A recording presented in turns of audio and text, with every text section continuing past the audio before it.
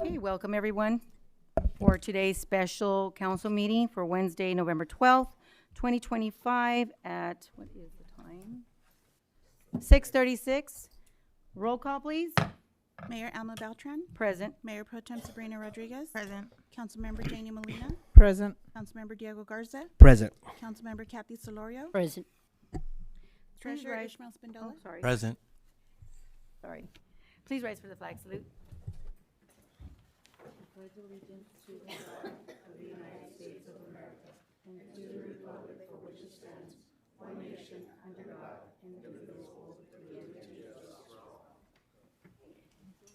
All right, so we have additions or deletions? Yeah, Madam Mayor, we need to pull item number 8. It'll come back at the next meeting. Is it being tabled or? No, we're pulling it and bringing it back at the next meeting. There was a couple things we Okay. caught. All right, we can, let me see, which item is that? Okay, the grant writing. All right, so do we have a motion to bring it back for the next council meeting? Motion by Diego, second by Sabrina. All those in favor? Motion carries 5 yes. Okay, we will table that for the next meeting. And now we can go on to presentations. And we have a presentation from our city planner, Jeff O'Neill. Thank you, Mayor, members of the City Council, and public. So today we have an informational item for you regarding Senate Bill 9 and ADUs at 479 Merced Street to kind of discuss how California housing law works for and against local regulation. Go to the next slide, please. Oh, I guess I should have done that. Usually that's my job.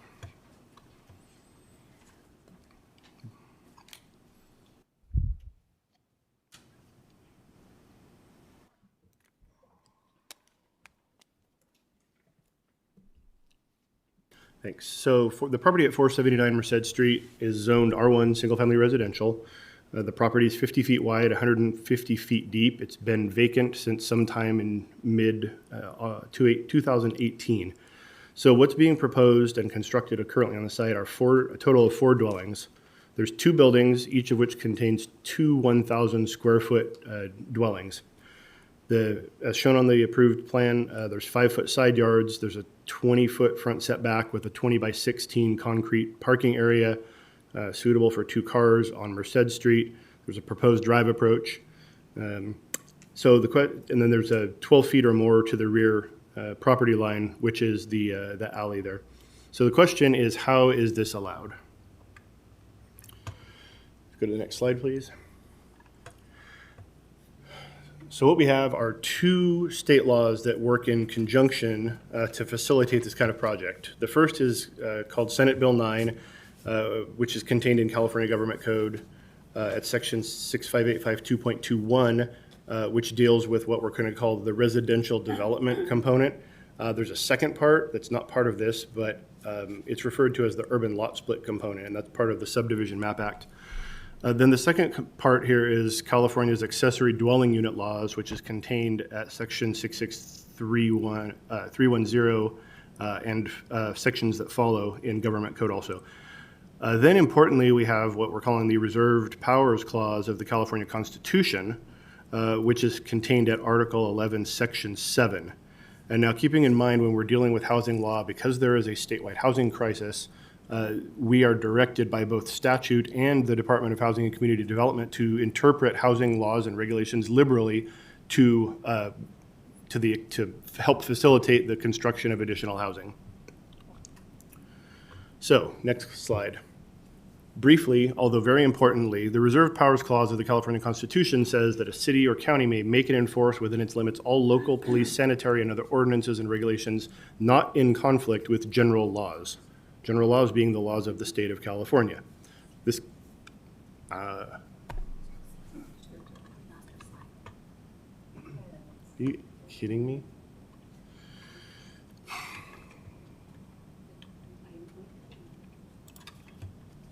Technical difficulty. Apparently the PDF of the PowerPoint doesn't contain all the slides, so that's no good. You want to take a real quick break while we fix that? Yeah, go ahead. Okay.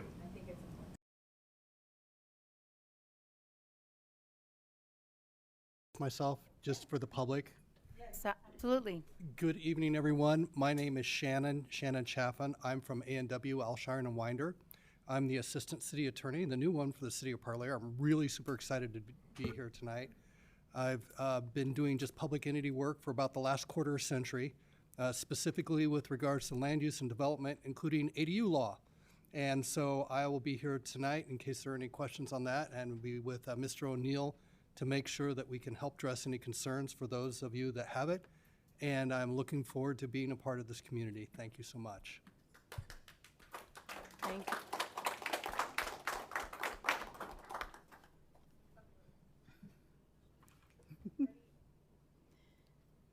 Here we go. I have recreated a PDF, but I want to make sure that it's, oh, you're good. It's working Okay. now. Yeah. Well, just in case we need a different PDF, I have that too. Okay.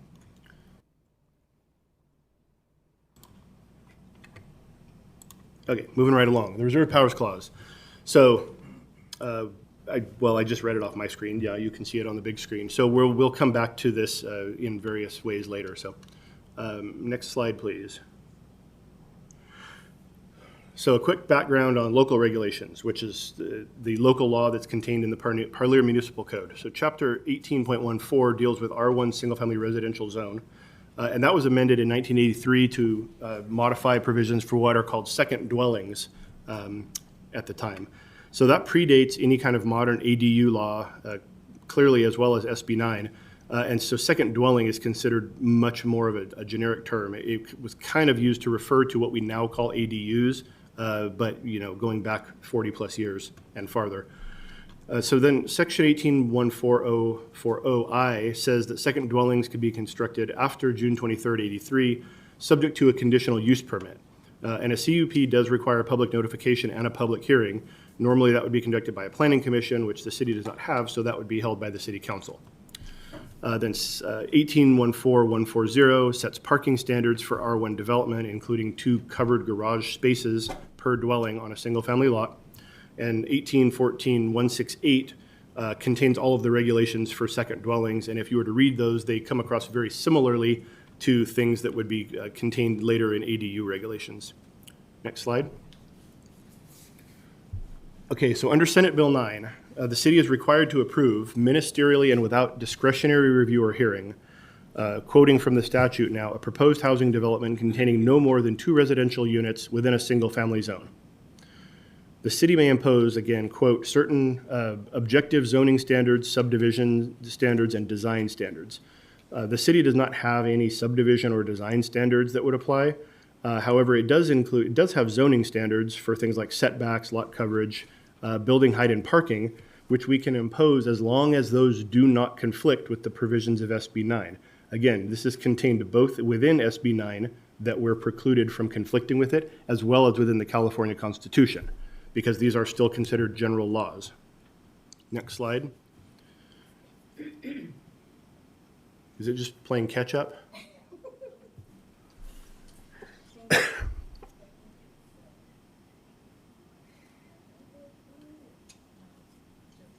Oh, it just slow. Okay. All right.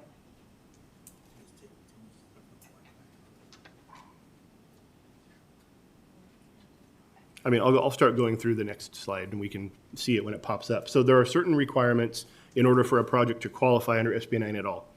That has to be, as it pertains to 479 Merced Street, it's within a city that is part of an urban area, and that's defined by the U.S. Census, and Parlier does show up as an urban area on maps put out by the U.S. Census Bureau. That it is not on or within prime farmlands, wetlands, a very high fire hazard severity zone, a hazardous waste site, an earthquake fault zone, a special flood hazard area, a regulatory floodway, natural community conservation plan, habitat for protected species, or a conservation easement. Again, not on or within any of those things. Does not require demolition of certain types of housing. Again, it's been vacant since 2018. No one has exercised certain rights related to using the property as a residential hotel, and that it is not within an historic district or property and is not included on the state historic resources inventory. Meets all of those criteria. Next slide, please. Maybe. Oh, there we go. So although the statute is silent, HCD, within its SB 9 fact sheet, clarifies that the two residential units that are built under SB 9 may be detached or attached from each other. So therefore, a duplex is an acceptable building on a single-family lot under SB 9. May I finish my presentation, please? Thank you. So since approval has to be ministerial, meaning without any discretionary consideration or hearing, Parlier Municipal Code Section 181404I that requires a conditional use permit for second dwellings is not enforceable, even if we were to consider this a second dwelling under that local provision. And for reference, we can look at page 6 of the HCD SB 9 fact sheet, in which it expressly states that a duplex is an acceptable form of dwelling. So, next slide. So SB 9 prohibits the city from requiring more than one parking space per dwelling. So therefore, the Parlier Municipal Code sections that require at least 2 garage-covered spaces per dwelling or a minimum of 3 off-site parking spaces are not enforceable because they conflict with general law. And the project, as noted, does provide 2 paved off-street parking spaces. Also under SB 9, the city can impose maximum side and rear setbacks of 4 feet. So technically, the R1 standards are not enforceable for side and rear yards, although the plot plan does illustrate greater setbacks than what SB 9 requires. Next slide. So, as we're dealing with this aspect of the project, as proposed, it meets the requirements of SB 9. So the city is required to approve the front duplex without discretionary action or hearing ministerially. So the front duplex, while it is not considered a multifamily building under the building code, is a multifamily building under planning law. So then we move on to ADU law.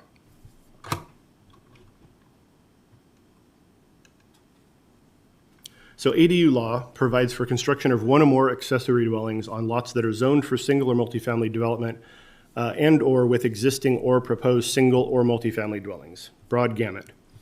ADUs are subject to their own development standards, and any ordinance the city adopts to regulate ADUs needs to be reviewed and approved by HCD. So in this case, the city is required to ministerially approve not more than 2 detached accessory dwelling units within a residential zone on a lot with a proposed multifamily dwelling.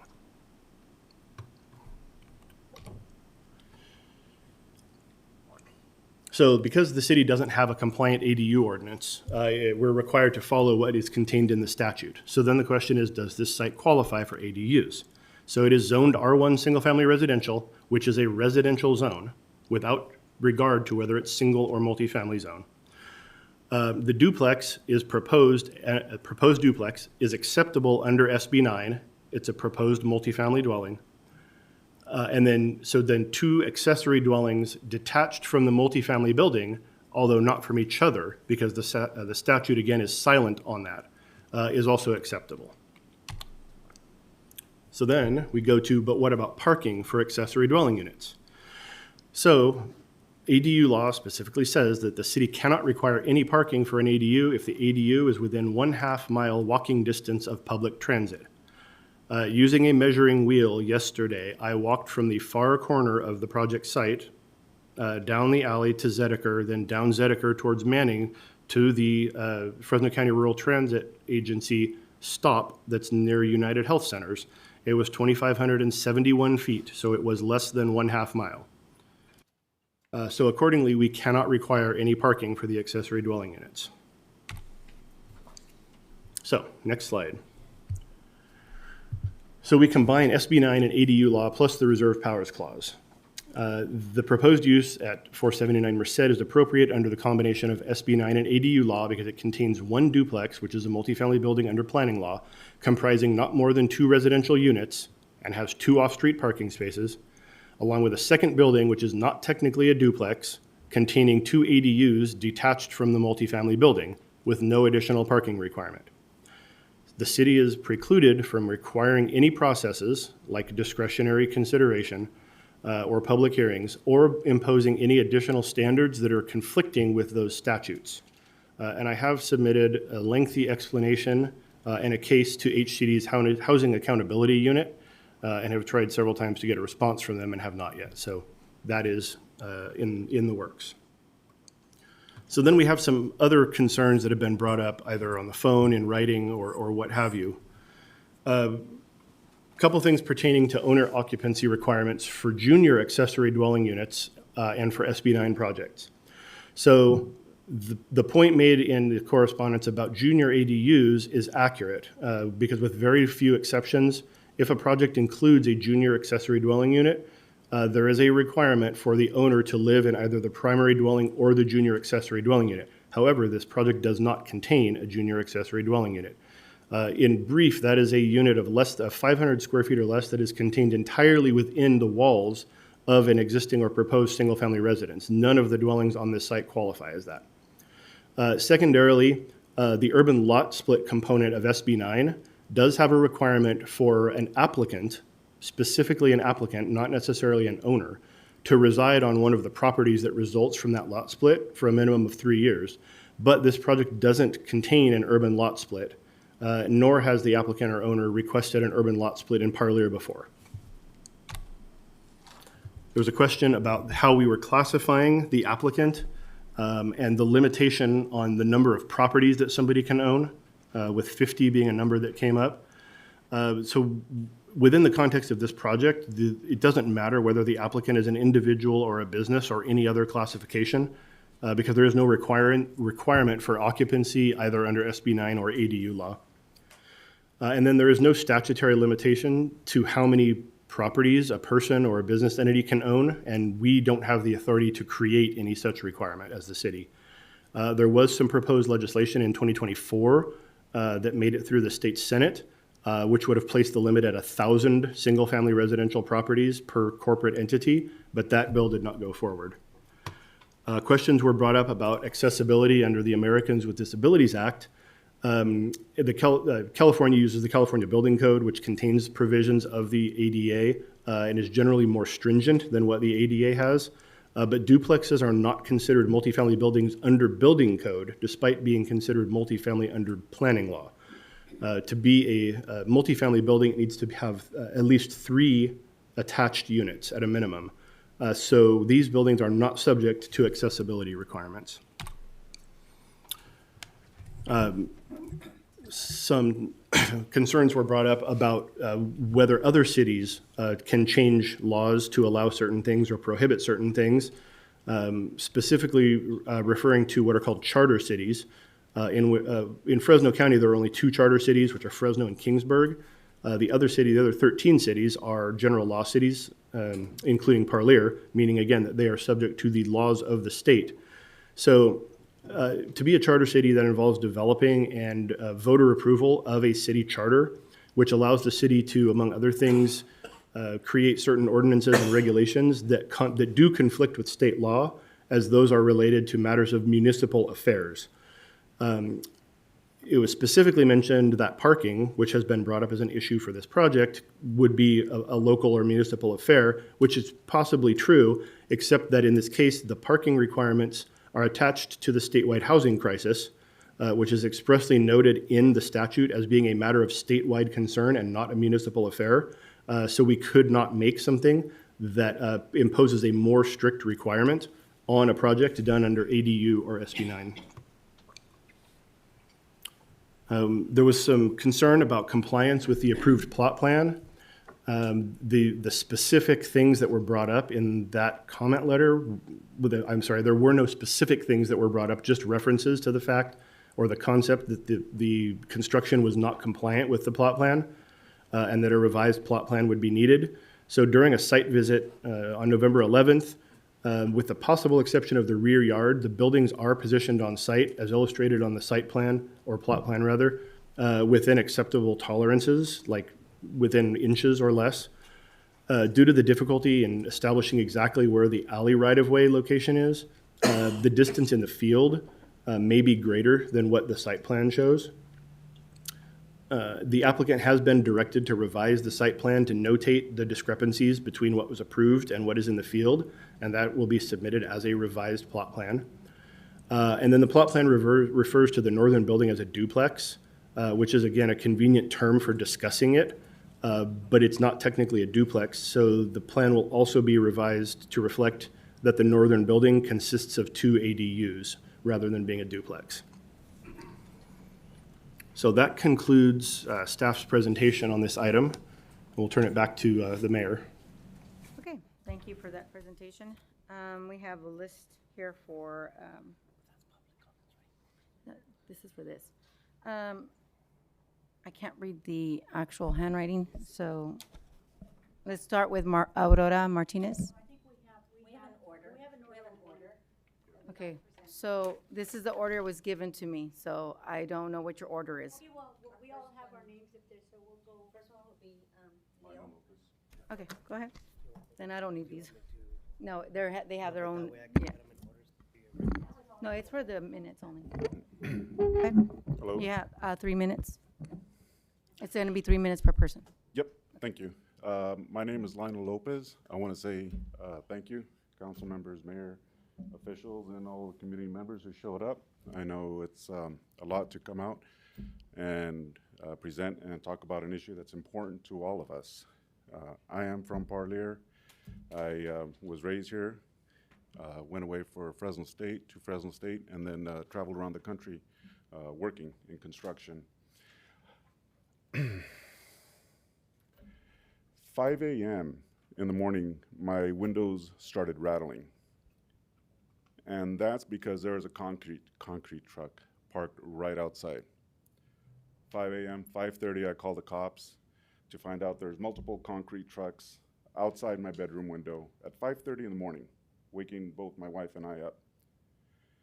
And after I went to the lot to find out who it was that was responsible for that, none of the workers, even though the builder was on site, none of the workers would point him out.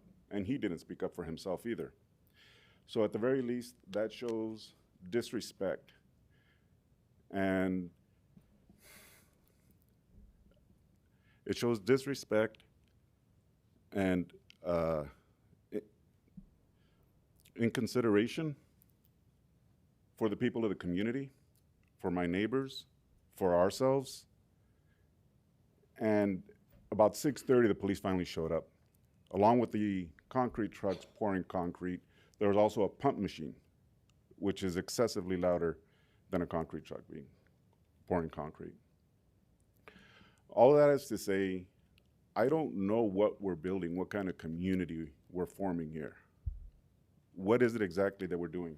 We have a great presentation that an ADU is an ADU, but it's, a duplex. It's a duplex, but it's not a duplex.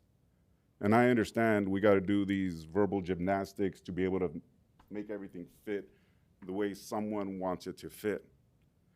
But on my block alone, there are 13 lots, 3 of which have now additional housing units on them, or ADUs, or whatever you want to call it. So where our streets and infrastructure were designed for single-family homes, 13 of them exactly, there are now 18. And because of this law, according to ADUs and SB 9, there's nothing to keep anyone else from doing this with the remaining lots. No. And I can tell you for a fact, our infrastructure, was there a water and sewage capacity study done? Because I know that this building that's going on is not just on our block. It's going on throughout the entire city. And I know for us to have the proper water and sewage lines would cost millions and millions, easily. We're not designed. Thank you. Okay. We're not designed for that. Is there, was that the last of your? I want to know, what kind of community are we building here? What we can do is, that's what you want to ask. So eventually what I'll have is Javier, well, I after mean, we that's have, okay. yeah, That's a after we simple have question. everybody, yeah, we'll address that question. Yeah. After we have everyone speak, and then I will have Javier go over the studies that we have done for the housing and this, because you're talking about the sewer, wastewater treatment plant, if it has a capacity to provide that service for all these units. Is that your question? And future units. Yeah. Yeah, 'cause Because there's there nothing is to a stop plan- us from doing this now, right? No. At this point, there's nothing to stop us. No, it's a state law, and that's something that we cannot change. Gavin Newsom, because of the housing crisis, this is what the legislators worked on. Now, as far as the capacity, one thing I can tell you is that the city does have a plan that they worked on, and I'll have Javier go over that. But also, even Sanger is building 1,000, and every city does their studies every time that we are required to do them because we have to make sure that we have the capacity. So what I'll do is after this question, I will have him address that. And if there's anybody else here that has another question, this way everybody's done and they have questions and they can answer them. Okay? Okay. All right. Who is next?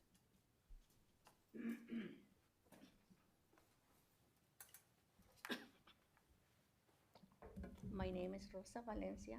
I've been a resident of Parlier for many years. Can you please talk into the mic? Oh, sorry. My name is Rosa Valencia. I've been a resident of Parlier for many years.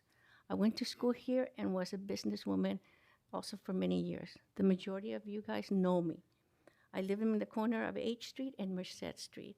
I have noticed quite a few fourplexes built within the city limits, which I assume brings revenue to the city.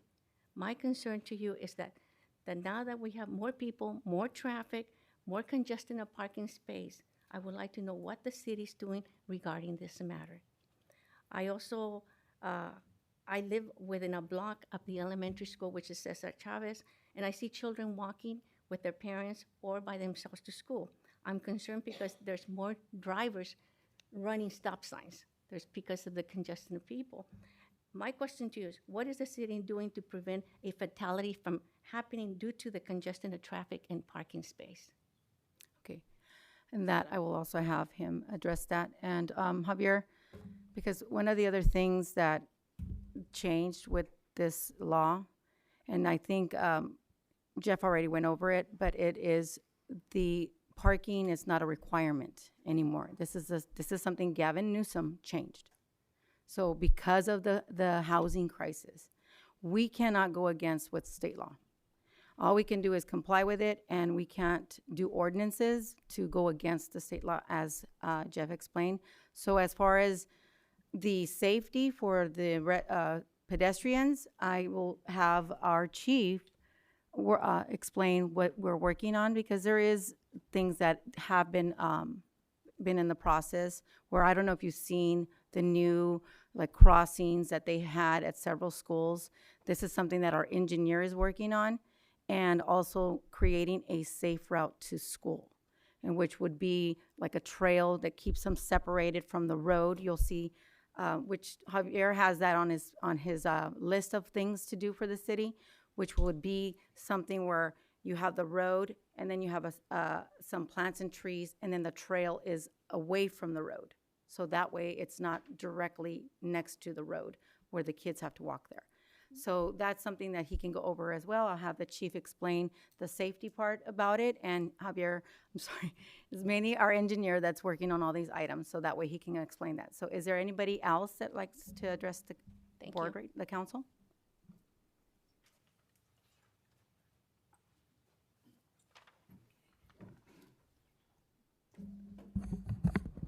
Okay. Good evening, everybody. Thank you for having us expressing our concerns. Well, Sorry, what was your name? my name is Adriana Ramirez. What is it? Adriana Adriana. Ramirez. I don't know, you need this. Oh, yeah, please hand it over to her. Thank you. Thank you.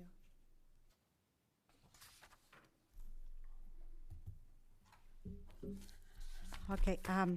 Like I said, my name is Adriana Ramirez, and I have been a resident in Parlier for 45 years, even though my husband says 50 years already. So in every election, I have voted for, with the hope that this will be the one where chosen leaders truly work for our community. While other cities are making progress, I feel like Parlier is falling behind. Recently, I noticed a construction, a new building of 4 apartments in front of my house, taking the entire lot. there is no space for parking besides the front street. My concern is that there seems to be inadequate parking. I know, and I listen to you, it's not required for parking for those duplex. There's 2 duplex that make 8 apartments. 4 apartments, 8 cars 2 cars per family is gonna be 8 cars. It's very congested. And I know it's not required, but it doesn't seem safe for our community, have so many cars parking around it. Even though you provide transit, the transit not all the people use the transit. The transit then pass every 50 minutes, like I believe it's the law said that. And I'm really concerned about our city. This is not making progress. It's making a lot of community and families, for the single families community. I really want to address this concern. And Thank you. thank you. And again, the state law doesn't allow us to force them to create or have other parking stalls. This is something, again, that is, the state made those changes. And one other thing is that what they're doing now with the state, this change, you know how we have apartment complex? Before, they would provide 1 stall per unit, right? In an apartment complex. That is no longer the case. Now you can have an apartment complex and have less parking stalls because the state thinks that you can park around the neighborhood. And the state is pushing for us to not utilize our vehicles. They want us to be more on transit. This is something that is coming from Sacramento. Okay, I'm sorry, Alma. I'm just asking for you as a mayor to see for Parlier. How Parlier is gonna look building with all these duplex around the city. It's not looking good. Yeah, and There's I can't- space for apartments, and now the law can require that it's not, parking is not required, but you as a mayor, maybe you can I can't change limit it, the permit for those, so many I apartments. can't legally do that. Okay. You're asking me to I not guess- give a person the right to build. To an look for apartment. our city to be progress. To me, it's Yeah. not a progress. You're asking me to go Thank you. against the law, and I'm sorry, I wouldn't be able to do that, even if I wanted to, is what I'm trying to say. I just explained my concern. Okay, Thank you. thank you. Anybody else?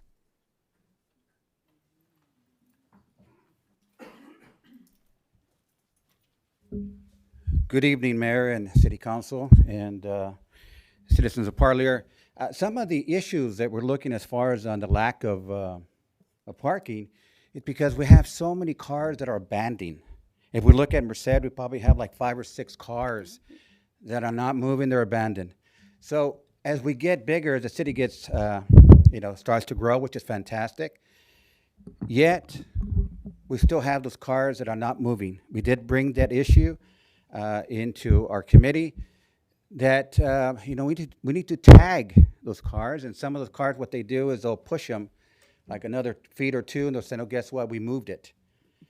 We're looking for an amendment to say, guess what, we don't want those cars to be pushed like 2 feet. It's for those cars to be towed away. So I think if we were to tow away some of the cars, we will not have that congestion, especially like Madison and those houses over there. Those are all congested. And then we look at Independencia and over there, and those area over there, you can't even park. And half of those cars right there have not been moved for months. So if we can look at that issue, and again, it's, I'm willing to help out. Yep. Thank you very much. Yeah, thank you. And you are correct about the abandoned vehicles. So Chief, he's taking note of it. Anybody else?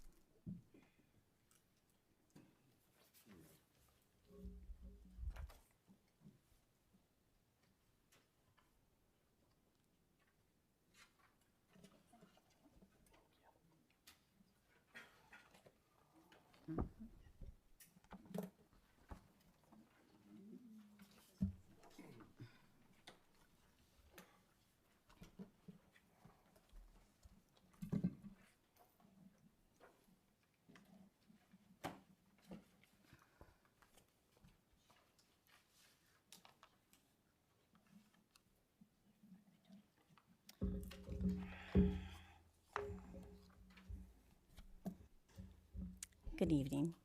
I'm Jenny Klopper at 433 I Street. Can you speak up a little bit? It's really low. We, the residents, come before the City Council to request clarification regarding the ongoing construction at 473 Merced Street. Our community has reached out multiple times, both to the property owner and to the City of Parlier, to understand what is being built. We have received conflicting information about what the approved project entails according to the site plans on the file with the city. What is actually being built physically. What is permitted under the state of California SB 9 legislation. We are simply seeking clear information, such as what has been approved by the city, what is permitted under state SB 9, whether the current construction aligns with those approved regulations. In addition, I would like to raise concern regarding inconsistencies between the approved site plans and the construction currently occurring. In the structure being built does not match the approved site plan, then under City Ordinance 681285-404A5 of 1964, together with 1840078, the developer is required to submit revised site plans for review and approval by the local government, which in this case is the City Council. Furthermore, under California Regulations, CRC, Section R 106.4, any changes to approved construction documents require the work to be halted until revised plans have been reviewed, officially approved. Continuing construction without approved revisions would constitute a violation. Lastly, I would like to express concern regarding the public transportation access.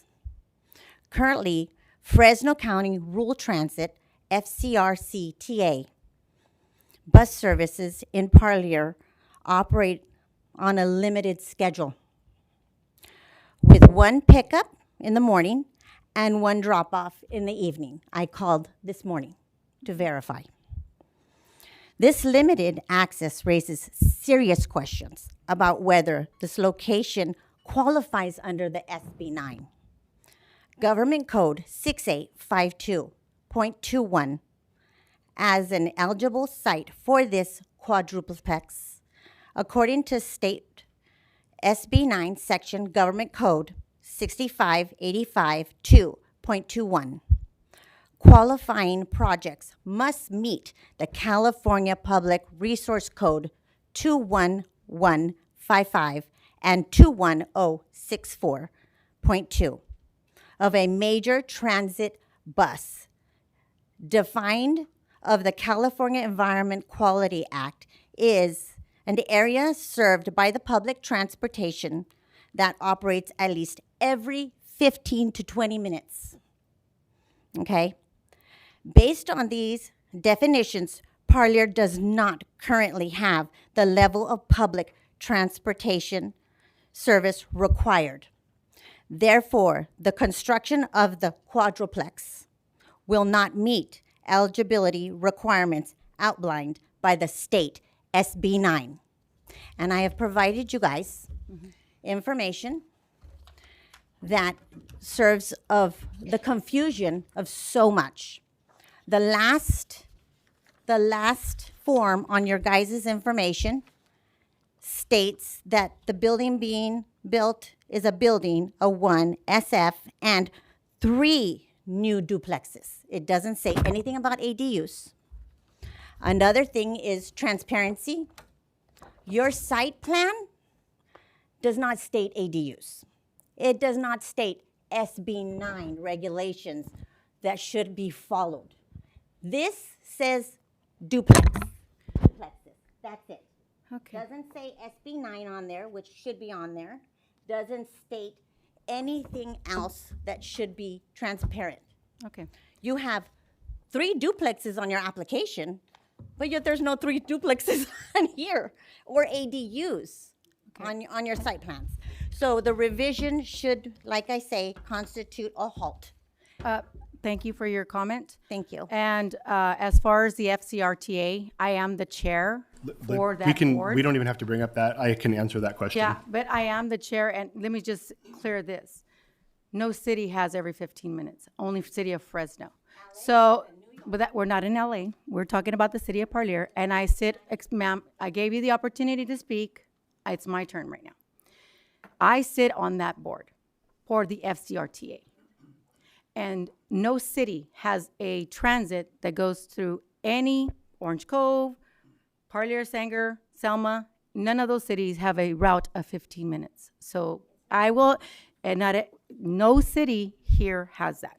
So we can have Jeff explain that. Go ahead, Jeff. You want to go ahead? Okay, so she brought up very accurately a provision of SB 9 and CEQA.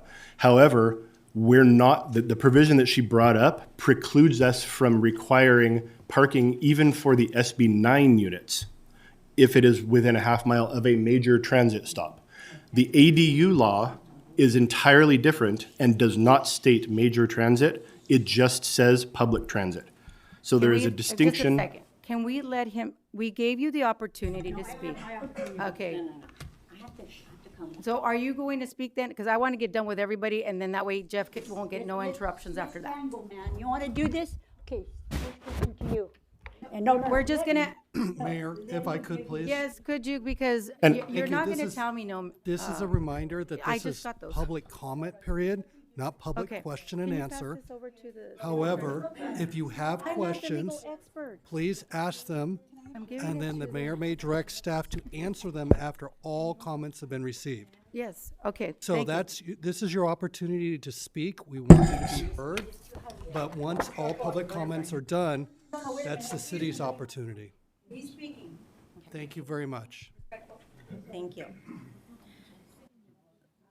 You know, a requirement on transit. Pardon me, have you spoken already? Yes, I have. But I'm sorry, I was just coming to explain something, but he was. You already had the opportunity. You were given your 3 minutes. We are moving on with, did you? what is your name? I forget. Aurora? Again, if I could remind the public, this is not a debate period. No, it's This not. is not a I question and agree with you. answer.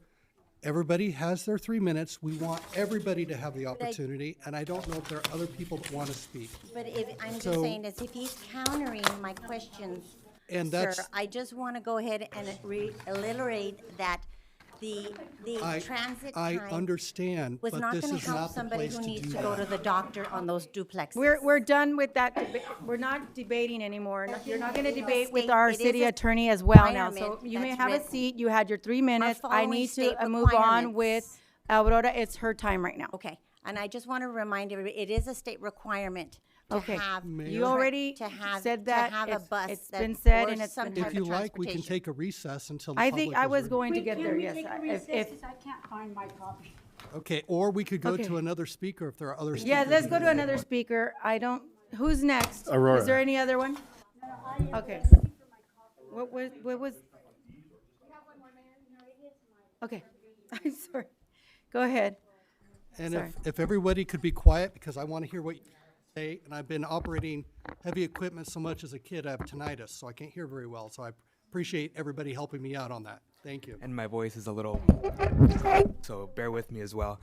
Good evening, Mayor, Council, residents of Parlier. My name is David Santos, and I'm here with Senator Ana Caballero's office. I'd like to thank the residents of Parlier for exercising, their rights to engage with the civic process.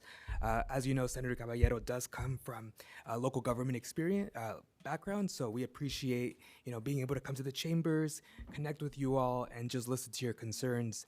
Our office was approached on this issue, and I just wanted to use the opportunity to say hello, reintroduce myself to the council, the leadership, and the residents as well, and just remind you all that we are here at your service for any further follow-ups on this matter.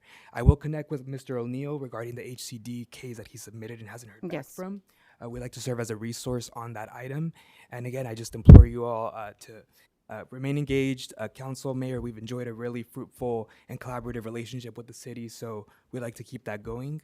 I would like to ask for Ana Caballero, Senator Ana Caballero, to also provide a letter explaining that process and how that's law and by us having to comply with the law as a city. So So just, it would be great because since she was approached, I think that it's only fair to ask her to give us something in writing as to explaining, she is part of the legislative body and she also supported this. So I think it's important for her to clarify that as well. So I won't commit to a letter per se, but I will connect with our legislative staff and follow up with the city as well as department heads. If you could as still appropriate. ask, just in case she's willing to do that. Yeah. Well, thank you all for your time, and thank you again for having me. Thank you. Okay. First of all, I want to thank you for giving us the opportunity, the residents, to speak, because this is very concerning for us. But I also want to direct a question or a statement to our attorney first, because I did read his comment where he did say that because of the state specifically has carved out an exception by making certain projects subject to ministerial approval, thereby keeping them from going to the city council. While that is correct in general, in this case, the procedures and legal requirements were not properly filed. And when I say this, I'm talking about project labeling and HCD interpretation. Please refer to Exhibit A. Well, first, let's look at Exhibit 1, You have or the 3 site minutes. plan. I hope you Yeah, I'm going to make it fast.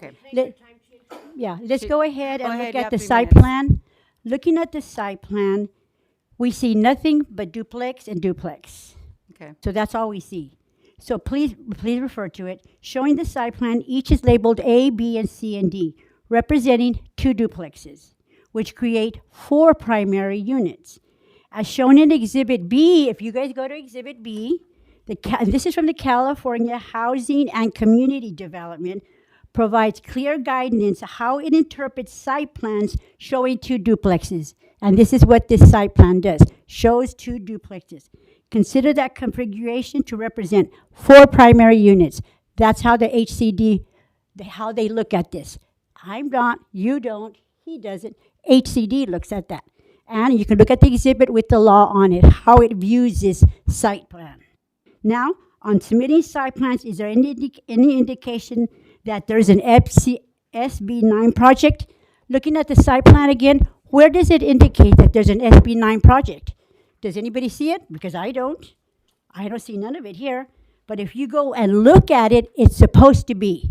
By HCD regulations, it has to be on the site plans. Now, let's go to another thing really quick because I'm trying to go really fast here. Failure to identify SB9 status on the site plan. Again, look at the site plan. Nothing is on there. Omission contributes to a violation. Again, HCD's submitted requirement. Look at Exhibit D, which clearly states, and all the codes are there for you guys to look at, states that when a project is not identified as an SB, such site, everything, the ministerial is thrown out the door. The ministerial is thrown out the door. My question to the attorney now. Verbal is one thing. Written is a contract, is it not? Is it not? Okay, so nowhere on here does it say SB9. And if you go further into the documents I show you, it says that when it is not indicated, SB9 is voided. Okay. I have the indication, I have the bylaws there. So please, each of you look at it, don't ignore it, because there is something you guys can do about this, because he has to come back and indicate it. Answer your question. And I'd like to hear from the attorney too, what he has to say on And I can contribute to that also. He was, like, there was a question Mayor, directed to is public comment closed at this point, or are there? Yes. That, Should I oh, sit there's down? one more, and Thank then you. we'll close it.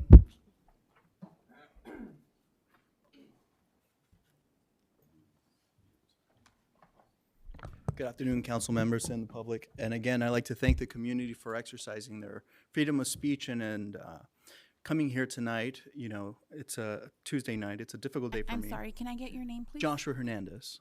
John what? Joshua Hernandez. And so I'm here as a spokesperson for the developers here. They're Heart of English. But we would like to invite the community to see our projects on a given day when it's safe and everything for you guys to come on and meet us. We're not here to hide away. We're not trying to be Scrooge McDucks or anything here. You know, we're all local. Many of them came here to the city of Parlier at a very young age. And we've seen some of the houses here, some of the conditions that people live in.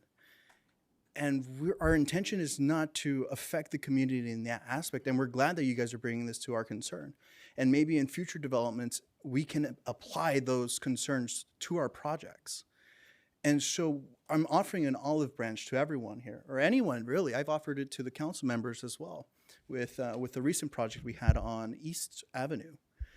And so we're not here to hide away from anyone. We're here to be transparent as possible. You know, we don't like it when someone shows up unexpectedly and wants to ask questions. This is a construction site. You know, these people are regular people. You know, they're no one different. Some of them are actually members of the community here. And so, like I said, we're trying to establish a common ground with the community. We have several projects in line that we have no idea what we would want to bring to the community. And so, again, I'm offering olive branch to everyone. You know, Fresno State alumni, hey, go Dogs, me too. I love that. I love the community that we have here. We're trying to transform things for a positive difference. We're not trying to steal anyone's parking spot, believe me. We're trying to make a little girl, like I said, we've seen some things where a little girl has never had a bedroom for herself, had been, you know, sharing a bedroom with, you know, 3 other people, no privacy, and then to finally have their first bedroom. That is what we're trying to do here. That is our mission statement. And so, like I said, we're trying to be as transparent with everyone. Okay. It's okay. It's okay. We need to be respectful. Nobody interrupted you when you were speaking. No, yeah, you can talk to him afterwards, please. Like I said, I would love to. We'd love to. We love that you guys are exercising. Okay. Let's wait. I need to move it along. So of course, I don't want to take anyone else's time. I can close it so we can actually have So the again, council. when we have an appropriate time frame where we can have folks come onto site where it's safe for everyone, we would love to offer that to the community. We've done it before. We are more than happy to do it again. And we'd love for the council members to come as well. Yeah. Thank you, that's guys. fine. Thank you for the invitation. Okay, we'll go with our city council and then, attorney. So Mayor, And then- just to be clear, the public comment period is now closed. Yes, public comment is Thank you. closed now, so there won't be no further going up to the podium and asking other questions. This is it. We're going to address your concerns that you brought to our attention. So we're going to start with our city attorney. Mayor, is it okay if we start with the? Oh, you want to go with Mr. Jeff? O'Neill and Mr. Javier, I'm going to say your name wrong. Andrade? Andrade. Okay, I knew I was going to say it wrong. Because there were some technical questions that were asked First. at the very beginning. Sure. And maybe we could start with those Okay, first and then so move that's forward. fine. Thank you. Okay, Jeff? So I do want to start off by saying that the applicant has already been directed to revise the site, the approved plan to identify these as ADUs and an SB9 application. So that's a valid point. I have directed the applicant to make those changes. So this will continue to be processed as an SB9 application with the ADUs. Secondarily, on the note of the public transit, I just want to touch on that again real briefly. There are 2 distinct provisions under which parking can or cannot be required. The one that applies to ADUs states public transit. It does not say major transit stop. The one under SB9 says major transit stop, but what the statute says in context is we can require up to 1 space per SB9 unit unless it is within a half mile of a major transit stop. We're not claiming it's within, nobody's claiming that's a major transit stop, but it is public transit as defined by ADU law, not major transit stop as defined by SB9. So we're imposing what those 2 statutes allow us to impose on the respective components of the project, the front building versus the rear building. There was a comment about, again, I was mentioning Parlier Municipal Code, a section that was in Chapter 1840, which applies to site plan review, which we don't have. We're not imposing a formal site plan review process on this, but there was another code section that was mentioned that started with a 6, but it had a whole lot of Could you repeat that one, please? Are you talking about if there is a revision in No, the site plan, that there should be an immediate halt from the R106.4? Prior to That that. is actually on your site plan stated. I understand that. I'm not talking about that. That's from the California Building Code. It was 68-1-2-5-404A5. Yeah. 1916. Yeah, that's the one. Okay. But I'm not, that's an ordinance number, it sounds like, rather than a code section number. Well, I understand that, but nobody knows, nobody has memorized the numbers of the ordinances that enacted certain provisions of the code. So there's an actual code section that probably refers to. Is that also referring to It says it's together with 18.4. So if it's the one that enacted 18.40, okay, then that makes sense. Do you have your mic on? Make sure. Yeah. Okay, I just want to make sure. Thank you.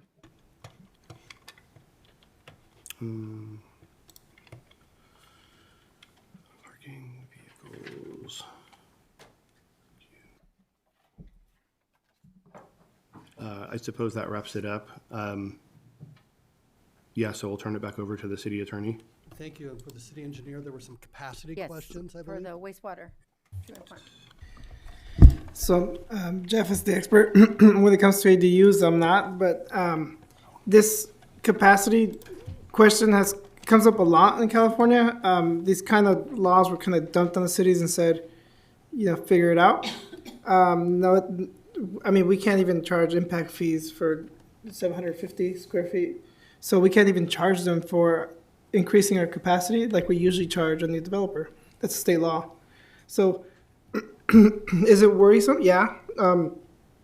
Is it, there's a lot where hands are tied with in terms of requiring certain calculations from them. There's a lot of things that other cities are doing to try to kind of fix the capacity situation. But since we don't have ADU standards yet developed with the cities, we don't have any way of addressing that. So I think the question was more as if, do we have the capacity? So do we have a study that actually shows if we are at capacity or are we still under capacity? we still have the capacity for our new development that's going in. We have a treatment plant expansion project that's going to add and set us up for the next 20 years. That's in the funding round right now with the state. But do we have the capacity for all of the houses in Parlier to turn into ADUs? Probably not. So that's something that we have to look at. But we're not. I don't think everybody in this Yeah. town is going to do an ADU. Yeah. So the question was more: are we at capacity? So you're saying that we're not. We're That not we at have- capacity. We're below especially that capacity. We're doing the expansion. Yeah. So that should fix and resolve that because Yeah. we have 300 homes that are coming in. Mhm. So every time there's a new development, you guys look at the capacity as well. Yes. It's not just built. And we worry about that. It's not open anymore. That's it. The question was asked about the capacity, that it was answered already, and we're not at capacity. We are under capacity because of the fact that we're expanding. The other question was to our city attorney.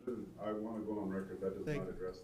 Thank you, Mayor. Public comment is closed at this point. This Yes. is an opportunity for staff to respond. What And was I- the question? Was it not about capacity? At what point do we have the capacity to? Because you want to talk about 300 units coming in, they're new units, I'm sure, and so you build accordingly. But the units that are being built that we're talking about are pre-existing lines and sewage lines. Mayor, that's not being recorded because it's not on the mic. Yeah. Okay, so are we, answer that question real quick so that we can yeah. finish and move on. Those systems were not designed to have to think about ADU. When they were designed back in the day, maybe 70s, 80s, they were designed for residential units, so not multi homes. But it's kind of the law is weird because there's some claims that ADUs in general, even with the primary dwelling, are using less water than the older primary residents. So it's an entire study would have to get done of the impacts of an ADU and how maybe, regulating the type of ADUs or how many ADUs, whatever the law allows us to per block. But there would have to be some sort of like master sewer study to analyze those existing sewer lines to see how much ADUs we can accommodate. And we don't have that information yet because we don't have any ADU standards. I don't think any city really has No, that. nobody has that now. It's new laws that are Yeah. impacting everybody right now. Okay. So now we can move on to the, Thank you, Mayor. I appreciate that. If you don't mind, I'd like to actually direct my comments to the public. I know we typically direct it to you, but I want to direct it to the public. Thank you for coming out tonight. I sense your frustration, and you're not alone. There are many, many cities that are going through this one-size-fits-all approach where they're being told, you have no choice, you have to comply with this law. And this is yet another step where local control is being taken away. And it's very difficult for us as staff to come in and say, the state's taken it away from you. And it's difficult for me to come to you and say, the state's taken it away from you. But that's what's happened. And communities are struggling all over the state because we are not San Francisco. We do not jam things onto small lots. We are an agricultural community. We have more space than other people, right? This conversation has been going on, and it's getting worse as time goes on. The state keeps on changing the laws. And for those of you who spent your time digging through these laws, bless you, because it is complex, it is confusing, they talk about making sausage. This is worse than making sausage. No offense to the senator, I just want to say, but it is hard because there's a lot of trading that goes on back and forth. This I can assure you. We've seen cities who have said, like Huntington Beach, these ADU laws will not apply to us. And we are going to basically say, nope, we're going to assert local control. And you know what happened to Huntington Beach? They got sued by the state of California. The Attorney General came in and HCD came in. And as of about 6 weeks ago, they basically had a nuclear bomb dropped on their city from a planning perspective. That's a metaphor, by the way, not literally. And what it did is the state basically prevailed and said, your ADU ordinance and your actions are not consistent with your housing element. And if you don't have a housing element, you're not allowed to build anything under your general plan. All development in the city comes to a screeching halt. So they were given, I can't remember if it, as of last September, a few weeks ago, I think they were given 120 days to try to fix everything and to get state approval to make sure it was fixed, and all the money that they paid out, and all the press that went with them. And I can tell you, I do not have as much money as what Huntington Beach does, and I'm pretty sure we don't have as much money as what Huntington Beach was to fight this thing. And the state HCD, that's the Housing and Community Development, and the Attorney General's office, has been headhunting cities who have been trying to take back local control because they are frustrated about what's happening. And I sense your frustration here tonight. I wish I had better news for some of you. I wish I could say to you, hey, there's a loophole, there's some way out. But I will tell you, I've gone underneath this with a microscope, as has the director for planning, as has your engineer, as have anybody that has worked on this to make sure whether or not the city has options. And did this project get the right name on the duplex on the site plan? No. Do you want to hang your hat on something like that? The state. let him finish, please. Thank you. You can call a rose by a different name, but it's still going to be a rose for the state's purposes. I really wish I had a different result from you. I don't. I really wish I could say that, hey, you found something that I didn't notice and that your engineer didn't notice and that your planning director didn't notice. I don't. So what we have tonight is mandates of state law. And unfortunately, the city council lacks authority because of this mandates of state law. And they cannot change stuff. I wish we had local authority, but we don't. So I just want to share with you, I really get your frustration. You are not alone. There are many communities up and down the state having the exact same issues. And they're wondering, what are we going to do about parking? What are we going to do about water? What are we going to do about sewer? And the state's response to you has been, it doesn't matter. That's what they are going to tell us. So from a legal perspective. Can you please be quiet? We gave you the floor. Okay, that is it. Do we need to go to recess because we allowed you to speak? You had all your opportunity to have the 3 minutes that you had.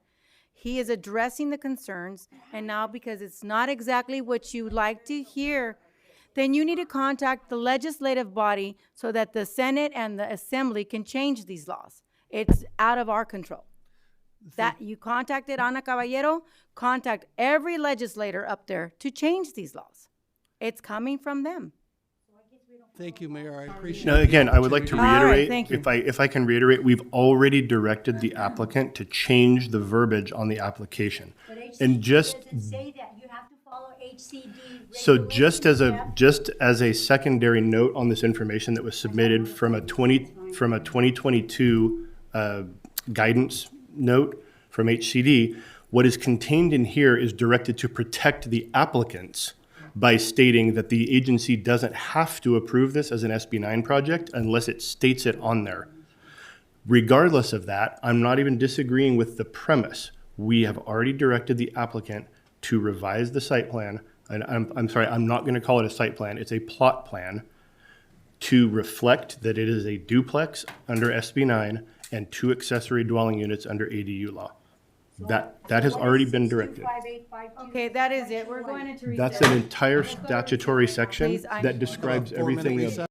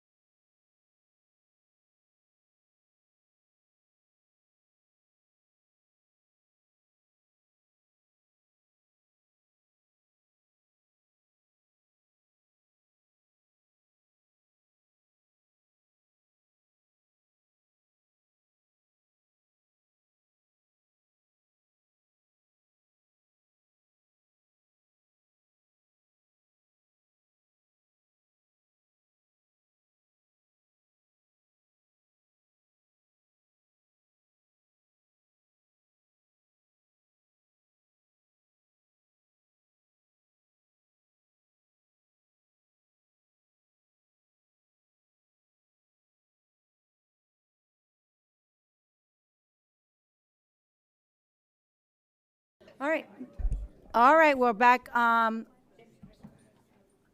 We're back on. Thank you.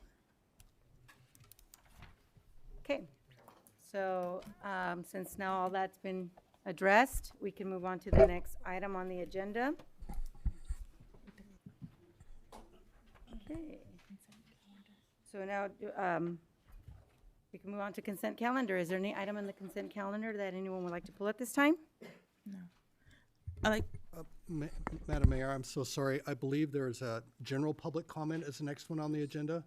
So, okay, so you want us to And go so to this would be public comment on anything that is That's not on the On agenda. the agenda. Not a second bite at the apple is what I'm saying. Thank you. So is there any other public comments that it's to address the council right now? Okay, here. As long as it's not what we previously discussed or it's on the agenda. I'm sorry, we're confused. I just wanted it to be enlightened. What does that mean? Comment It's public. on what's Public not comment. on the agenda. You can talk about anything that's not on the So agenda. the duplexes are on the agenda, so you're gonna be able to talk about it. Yeah. Okay, thank you so much All for right. clarifying. I appreciate that. Okay, so hearing none, we can move on to the consent calendar. Is there any item on the consent? Anybody from the public would like to pull anything from the consent item? Hearing none, do I have a motion to approve? Motion to approve consent calendar minus number 8 that we One already through, pulled. what is it, 1 through What? 15? 1 through 18. For the exception, okay, Sorry. okay. 1 through 17 with the exception of 8. Yes. And that was Diego? Me. Sabrina and Diego? Yeah. All those in favor? Aye. Aye. Motion carries 5 yes. I already asked and we already motioned and it's been approved. Thank you. You could have done it on the public comments as well. I could talk about it in council comments. Yeah. Yeah, appreciate that, thank you. Okay, now we can move on to the next item. Number, oh shoot, here it is. 18. Okay, No, 19. 19. 19. There's 19, because that was part of the regular business, Okay. and that is Aaron with yes. the Unwired. necessary. Unwired contract? Okay. Okay. So, thank you, Madam Mayor, members of the council. Staff has gotten several complaints over the last few months regarding the unwired, the undergrounding of fiber to several areas of the city. So, and there's been a lot of issues regarding the patchwork, getting it back to city standards. So tonight I had Unwired is here, so I would recommend that you give them their time to come up and talk about what they're going to do to help alleviate and fix the situation, and then in concert with the city attorney, we have a plan that I think that will be beneficial to both sides. Okay. So we'll bring it up, and if the council likes it, fine. If not, not a problem. So if you want to have Unwired come up and speak. Sure, yes, that would be fine. Thank you, council members, mayor, city staff, and residents of the community. My name is John Majors. I'm the Vice President of Operations with Unwired Broadband. I wanted to touch on our current plan to restore the both softscape and hardscape with the city infrastructure. Currently, we have 2 contract crews as well as 2 internal crews that are actually currently still in market restoring the hardscape and softscape throughout the streets of Parlier. One of the challenges that we've had previously was one of our construction partners that wasn't maintaining the level of standards that both the city and Unwired expects. And so therefore we've taken a lot of that construction in-house, as well as a new partner that we're working with, Crown Communications Engineering. And with that being said, right now, we have these crews dedicated 100% to restoration. I do want to touch on a consistent issue that we hear about regarding whether it be dirt or the temporary asphalt that we install. The reason for that is so that we don't have a tripping hazard. That is not intended to be a permanent restoration. That is merely just to avoid any sort of tripping hazards that may exist from the time that we complete construction in that area until our restoration crews come through and complete that restoration. The crews that operate the equipment or set the handholds are not the same crews that restore, whether it be softscape or hardscape. So with that being said, when we are coming through for construction, the reason why the restoration may take a little bit longer in other areas than some of the areas in the city is because when we come through and complete the conduit and the handhole placement in that area, we have to then pull in the fiber and terminate the connections and test everything. If we were to come through and restore everything fully and there is an issue with a conduit duct or a fiber pull or a handhole, we would have to then remove all of that hardscape or softscape that we restored in order to make that repair before that area of the city would be what we call live or active for customers to access. So that's the reason why when we come through, we're temporarily restoring before we do the complete restoration. So as of right now, we have a total of 4,600 feet left to complete drilling operation. To put that into perspective, there's over 200,000 feet of conduit that have been placed in the city of Parlier. So we're looking at roughly a handful of days to complete the boring operation in the city. With that in mind, what we are asking is to allow us to complete the restorations and our commitment to the city, and then simultaneously complete that 4,600 feet that we have remaining, so that way we can provide that connectivity to the city. Okay, any questions? Go ahead.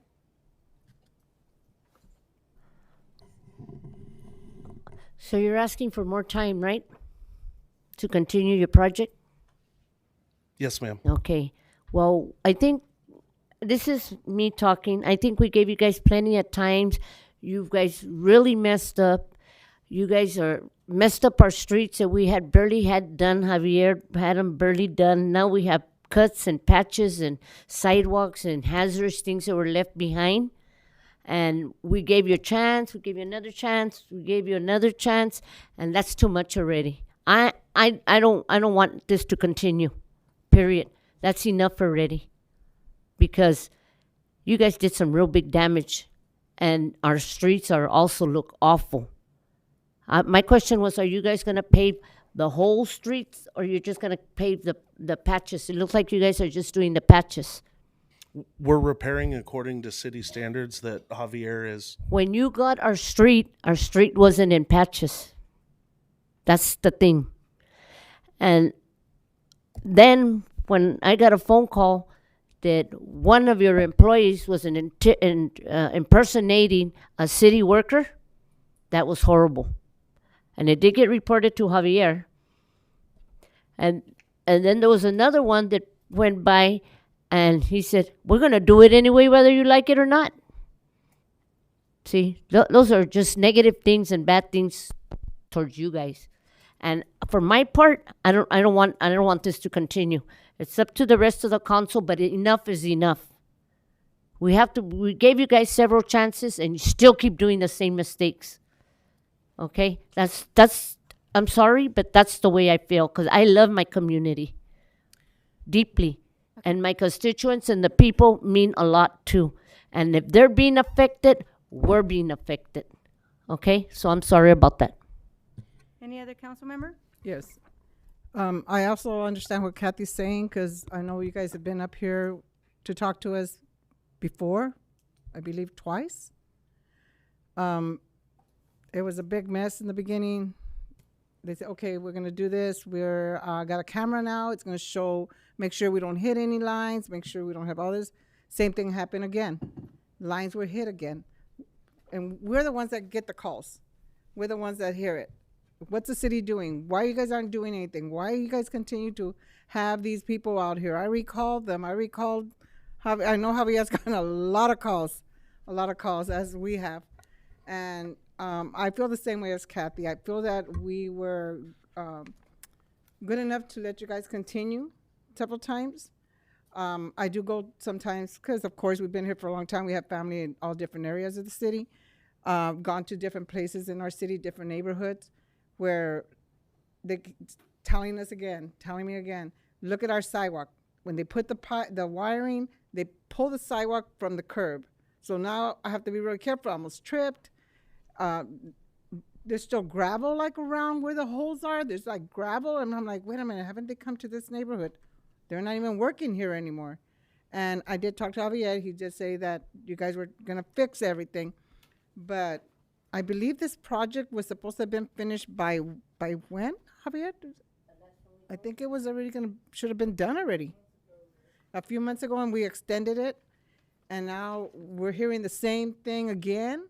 So, like Kathy said, it depends on the council, but I feel that, yeah, I mean, it's kind of hard, and I understand where you guys are coming from too, but I feel like if it's my company, I'm gonna do the best job, because then this city is going to refer me to another city and another city. If it was small little projects, maybe it wouldn't be noticeable, but it's such a big project. So it is kind of hard, because we're the ones that hear the complaints. Thank you. One other thing, Javier, did you not stop them from moving forward? That's why it hasn't been done, right? What was the timeline that you halted them? Last time, or this recent time, me and Aaron, we got together. We decided that we needed them to.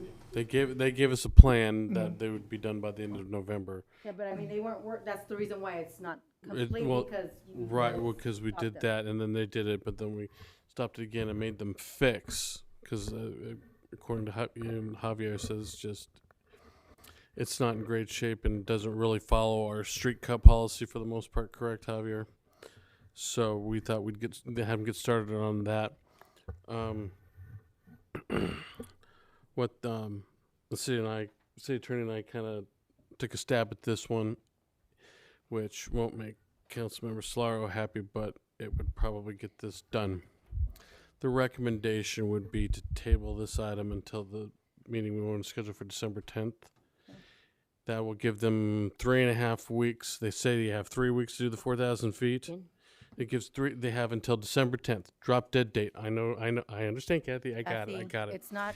But Alma, it's okay. Nobody's talking to you, Alma. Stop, Kathy. Behave now. It's okay. People are seeing you. Kathy's right to her opinion, and she's not happy, and she doesn't want him here. It's okay.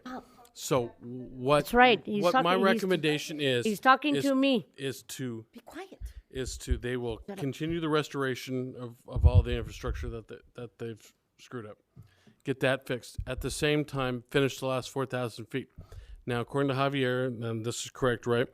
We can have a public works inspector from your firm behind them for every second of every day they work, correct? And they pay for it, correct? That's what we're going to do. So let's say they had 7 crews out there working both restoration and pulling. Javier's got an engineer right behind them every step of the way. Aaron, we had that done already, okay? We had. Is there any other council member? You already spoke. Not done with me. Stop, Kathy. You already had the floor. Alma, stop. Behave. The people are watching you. Go ahead, Aaron. So the city attorney and I figured this might be a good solution. We still get everything still on track to get fixed. Obviously, they can hopefully finish. They'll finish pulling the wire, the fiber before they finish all the other infrastructure fixing. But they will go hand in hand. Javier's assured me, yeah, he can put a public works inspector behind every crew for every second that they work every day. So that they say one little thing, they can stop them, make them fix it, call Javier. Javier's on them. Okay, so if Aaron's talking to me, and I'm gonna answer him whether you like it or not. Aaron. Yes. So we already had someone following them, right? So not on the clock, because they're paying for the hour. So it's usually I treated them like every other encroachment permit. We just show up to inspect when it's complete or in the morning, but we don't stay there all day. I think Aaron's proposing that an inspector would be there for 8 hours, and that would be charged to Per an crew. Okay, so I'm saying that already happened, and all the crews that they had and what have you left hoses thrown. which you know, all that unsafe and all that. That's enough. To me, that's enough, but it's up to the council, okay? Would you stop interrupting me, please? Would you stop interrupting? Stop interrupting, and you want District 14? We don't want to approve it, we know. You're already burnt, so stop. So anyway, Aaron, I want to thank you anyway, but yeah, that's how I feel, okay? Yeah, I Thank you. completely understand. I've got as many phone calls as Javier has. We're lucky we have any hearing left.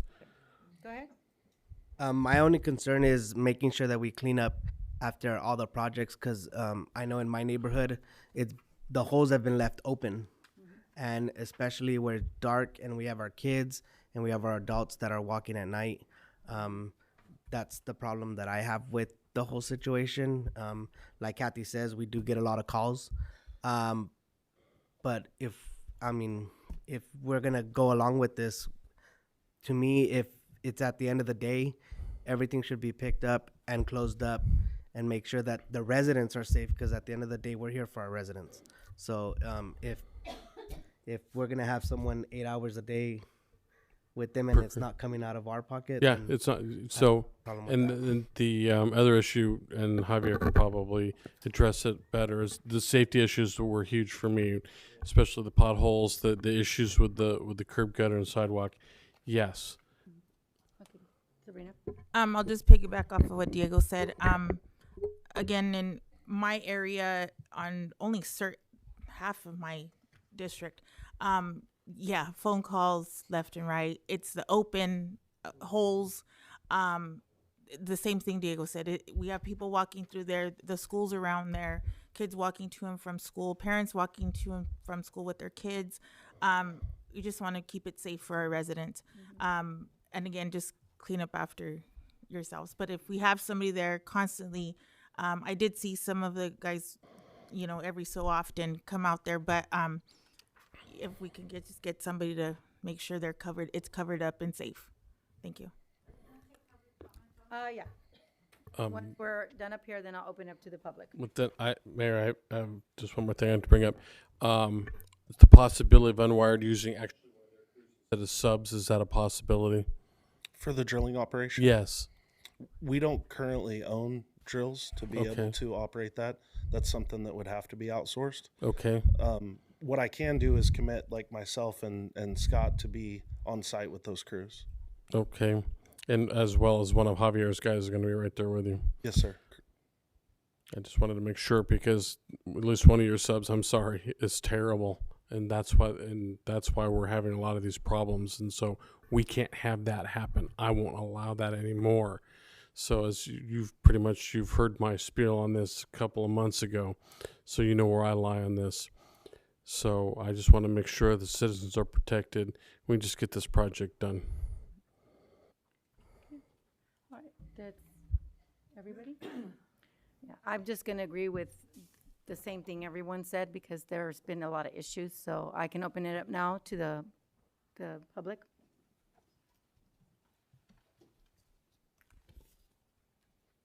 So my name's Barbara Jean, and I live on Beulah. I've met Scott. We've had several issues, not just mine. The whole street, they have broken water lines, sewer lines, and they continue to work. I've let Javier know. I don't think that this needs to continue. They have done so much damage, so much negligence, that it's embarrassing that you have allowed this. I've spoken to you on the phone, and I said, how could you be a city representative and allow them to continue breaking lines? They don't need to continue. We as a city can stop them. They had their opportunity. How many times have we come up with this? I don't think that they need to continue. We need to stop it, and that's it. They've had every opportunity. And you were there when I said, they're gonna break that line because they're drilling. They wanna make a straight line, and they're drilling at an angle. They're not measuring. There's nobody out there with them. They've told you guys that they've had people with them. There's nobody out there until, I don't know how many incidents had happened, how many streets were lines and sewers were busted, and then finally Javier's guy was there. But damage was done. Why are we gonna continue this? Why are we giving them chances? They've had how many chances? How many issues? That it keeps going on. You can't. That's it. We as a city needs to say that's it. I mean, I don't know if they've continued. My lines, they're the old clay pipes, okay? They fixed right where they damaged. How do I know that there's not cracks all the way up? We don't know, unless we start watching the water bills. But why is it our problem now? That's the city's problem. So if since they broke them all, and we continue to get water bills that are high, are they gonna pay for everything to be checked again? They had Roto-Rooter out there. And the guys that they have, the subcontractors, they're not honest people. They're the ones that are saying that they're city employees, they're gonna do what they wanna do. I've asked them to stop working until we find out what's going on with all the issues. And they turn around, when they busted those lines, they kicked the dirt up on it to cover the water coming up. And as soon as we were standing there, they busted that line as soon as I said, watch, it's gonna bust. And there they were, working. They busted the line that there's a person that's on dialysis and she had no water, nothing, all day. And I don't understand why we as a city are continuing this. This contract needs to be stopped. Okay. And I don't understand. I need to open it up for the rest if there's any. That's fine, You but made it clear that you don't support it. But do you know how many houses they damage on mine? Okay. My houses. Okay. There's 6 of them. So you all have, of them. you have units out there too. Okay, so. Units, I said houses. Okay, I have single fine, dwelling which- homes. okay. They broke all the I lines. need to That's open fine, it but up you for the- know, I they to need op- to stop Okay, this contract. Thank you. Anybody else?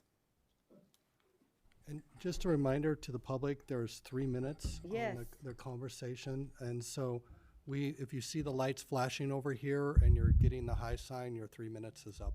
Thank you. Okay, wait, that's it, please, please.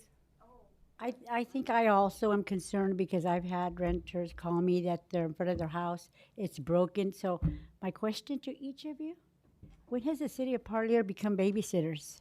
That's all I have to ask. When have you guys become babysitters? Okay, anybody else? Okay, hearing none. Madam Mayor, I probably have to I'll put the city attorney back on the spot. He likes this. But anytime you're new, you have to do what we say. I had him look at the exit clause in the contract, and you want to explain the 2 options and what you'd recommend?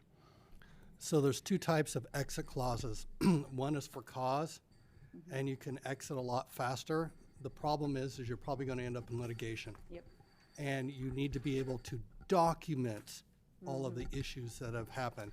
And I can tell you, working for communities of this size, it can sometimes be a challenge to document everything that's done. However, there is a no-fault termination option. And the no-fault, you can terminate for any reason. And that can be upon 180 days notice. It basically says we're pulling the plug, you wrap up everything you've got applications in for, you're done. So that is the legally safer approach, assuming that you can't get everything fixed before then. Yeah, we don't need another lawsuit, so, now that everybody, yes, I know, you guys, gave 150,000. So, we can do a roll call vote, please? Well, Is there anybody else? Yeah, I just want to make sure the public comment is closed before It's the council. closed already. Okay. Thank you. So- So we, Yeah, so the recommendation is to allow them till December 10th before the next council meeting. We'll table this, bring this back, Okay. and then we look at their work at that point and we request to stop it. recommendation. Right, we'll from- find out from Javier if they've done everything they were supposed to, got it all done like they said they can get it done in that time, get that done, but the fixes will still be ongoing, but that they're done, and if they've caused more problems, then you've been given the 2 outs to take up at that time. So,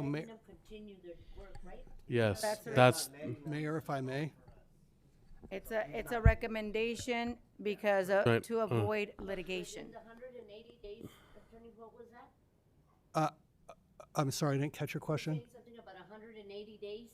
Yes, so if the city council terminates without cause, they have 180 days to wrap up everything they basically got permits for now, close out, clean up, and do everything. Yeah. And that's just to be the safest way, right? Is that? So that's the approach with the least legal risk. Yeah. But the council also has other options if they want. If you would like a motion per staff's recommendation from the city manager, I can give you a motion for that to make sure that we have authorization for our city engineer to go out there and watch these Yeah. guys. Okay. So I'm available. Go ahead and make the motion. I just want to clarify just 1 second. So with this being that you're saying the 180 days, so we're giving them 3 months to clean up what's already been done, right? The 180 days? It's actually 6 months. So if you Or were sorry, to, 6 months. if you were to say tonight, boom, we're terminating the agreement, they have 6 months to wrap up operations for everything that they've received approvals for already, their entitlements. And then the second option that you're giving is that we table it and give them till December 10th to finish the 4,000 or Yes, yeah, 46,000 The 4,000. and complete all the road, the coverage of the cement, and all that stuff. So it would we're giving be- them 6 months to finish up if they want to finish up in 6 months, or doing it in by next meeting, Right. which is now December 10th. the streets and the sewer, the streets and the curb and gutter and the sidewalk stuff will be ongoing because that will take them a few months. Of course. So, But I mean, it's still but digging wise, what I'm trying to put out there is that we're giving them 6 months to finish That up way. as long as they want, but yet we should be able to table it and give them to December 10th to finish, and Yeah. then still complete the. So Correct. Revisit it. It's yeah. It's That's what it will be makes tabled. So if the council were, I'm so sorry.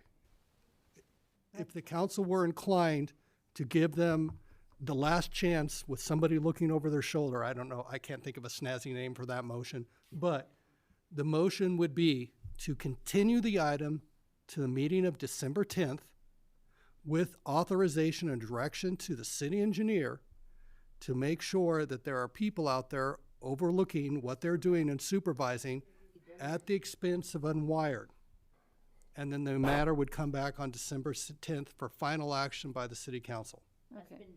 So, I just think it's. so is that the motion? Kind of hard that we need, like, have somebody looking over their shoulders. We should not have to have anybody looking over their shoulders to begin with. We've been doing this for months, months. So it's kind of hard for me to say, yeah, you know what, let them keep going, because it's like, okay, we got 4 more weeks. We have somebody watch them 8 hours a So day. let's make the motion. That's just kind of hard for me. And I just want to make clear for the council and the public, I am not making a recommendation as the city attorney. I am giving you your legal options. Yes. So I am not a proponent of anything, but I'm saying here are your legal options for you to choose. Thank Yeah. you. To avoid any kind of litigation. So, is there a motion? Or not? I motion to continue. The way. What, you could Table say, it. I motion to continue the way the the recommended motion for the recommendation, that's horrible. It's the, you want staff's recommendation as your motion, which would be to continue to the 10th, authorize the city engineer to provide oversight on all of it at the sole expense of the contractor, and to come back forward at December 10th for final action. Is that your motion? That is my motion. Thank what you. he said. Okay. I'll second that. Second, Diego. Roll call vote, please.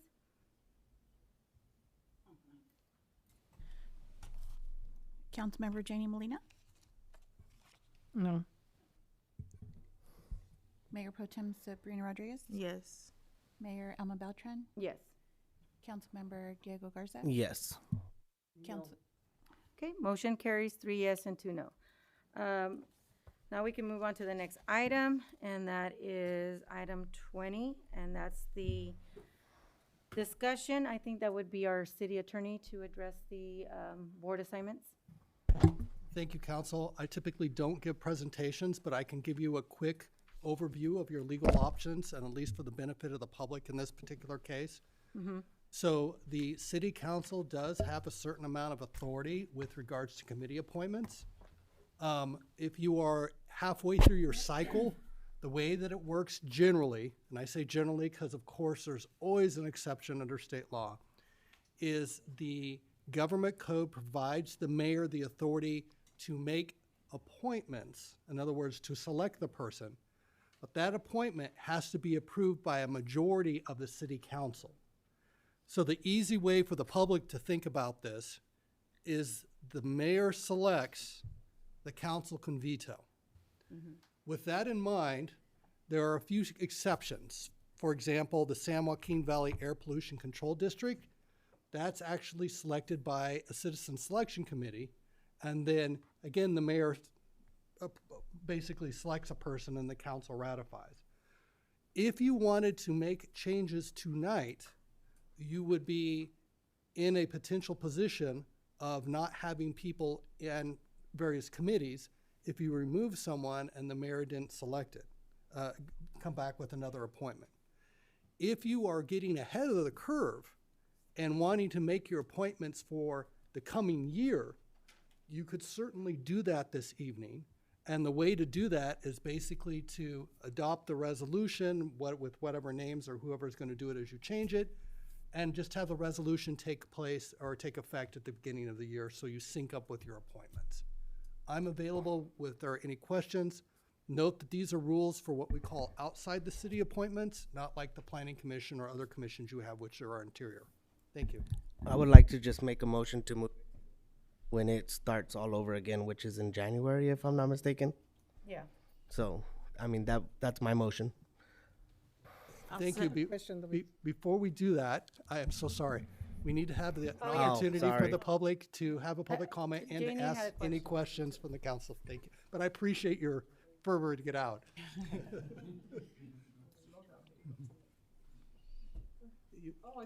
No, it's you.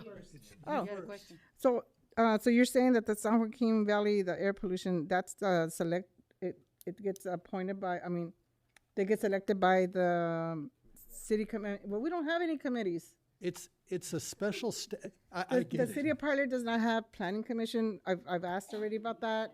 We don't have any kind. The only committee we have is the oversight committee for Measure Q for the police department, because that was written in the grant when we, in the measure when we first did that one, and that was kind of looked at it barely, like I would say this year that because I did go over it with our chief of police, Chief Serta, and he looked at it and he said, yeah, you need, I go, yeah, we have an advisory, but it says on the measure that we need to have an oversight committee. So we don't have these committees. So like this one, we're gonna create one? Can you explain that again? I think it's that's a very good question. So what I'm saying is the process varies depending on the type of committee. So just thinking from two big umbrellas for the benefit of the public, if you don't mind. So one set is what I call the outside committees or the default committees. Those are the ones that are like the San Joaquin GSA membership or California Integrated Waste Management Board. Those are not city boards or commissions. But the city council can appoint people to those outside boards. And state law sets up a process for doing that. Mm-hmm. And that process is the mayor selects which council member she's going to basically nominate or appoint to that. And then the city council can either give the thumbs up or the thumbs down. So that's what I call the outside committees, just for the lack of a better word. Your question was, well, what about our inside committees? How does that work, right? And because we really don't have any committees right now. That's a different standard. The city council can set up its internal process for its own committees. That can be on a rotation basis. That can be on a majority of whoever selects. You could have a youth commission if you wanted, a senior commission, a parks commission, a planning commission if you ever wanted to set one up. But under that category, there's a different appointment process. You have more flexibility. So what I'm saying is, in this particular case, your flexibility is limited by state law, versus if you're operating on internal committees, you have more flexibility because it's your power. Okay, so I have another question for you, Shannon. So when the mayor appoints, because the mayor can appoint, we decide, right? What about if it doesn't come to us? Because apparently we have a member that we have a resident that was appointed to the steering committee for Measure C that never came to us. I found out because they told me, who's your representative for Measure C and the committee? And I'm like, I don't know. So I will tell you that Measure C, and I haven't looked into the specifics, so I'm not advising as to that because I don't want to give you information about something I don't know and have the background on. Measure C has its own requirements by ordinance when it was approved by the ballot. So when the voters do it, they have a process for who appoints and how they appoint. And they may have set up a process where the mayor can do it by herself, or they may have a different process. I just haven't read Measure C, so I don't know that. Okay, can you look into it for me? The Measure C is through COG staff. So people will submit their applications to get on that committee, and the COG is the one who selects them and gets them appointed. That's for every city. So I don't even select them. So, yeah, so Fresno COG, and thank you for triggering it. For some reason, I thought, I know this because I've been in so many other jurisdictions, they talk about Measure C, but I've had so many measures go through my head lately. Yes, so Fresno COG is a slightly different animal. But what you can do is you can actually look at the ordinance for Measure C. I believe it's published online, and it actually has a selection process in it. I haven't looked at it recently. I couldn't tell you what that selection process is. I know there is a process. Well, I know I read on it because they were having some issues where a board member was taken off the board. I believe it was the city of Clovis. And because they had appointed him, I believe it was the mayor Dyer, that appointed that person to the board. So then they had to put him back on the board, and then he ended up quitting. You know, I'm looking at a summary for the Fresno COG Council, just as one of my notes.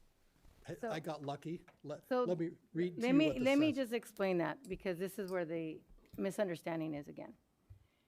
Dyer did not appoint. He asked a person or 3 people to apply for the committee of Measure C. It still goes through Fresno COG staff. It doesn't come to the board as a Fresno Council, the Fresno Council of Governments. We don't approve those, because if we approve those, then they would have to comply with the Brown Act because it's an appointment. And because it's a committee, it's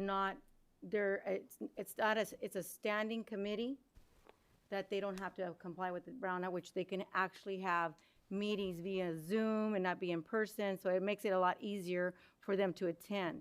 So no one on the actual COG or any mayor appoints anyone.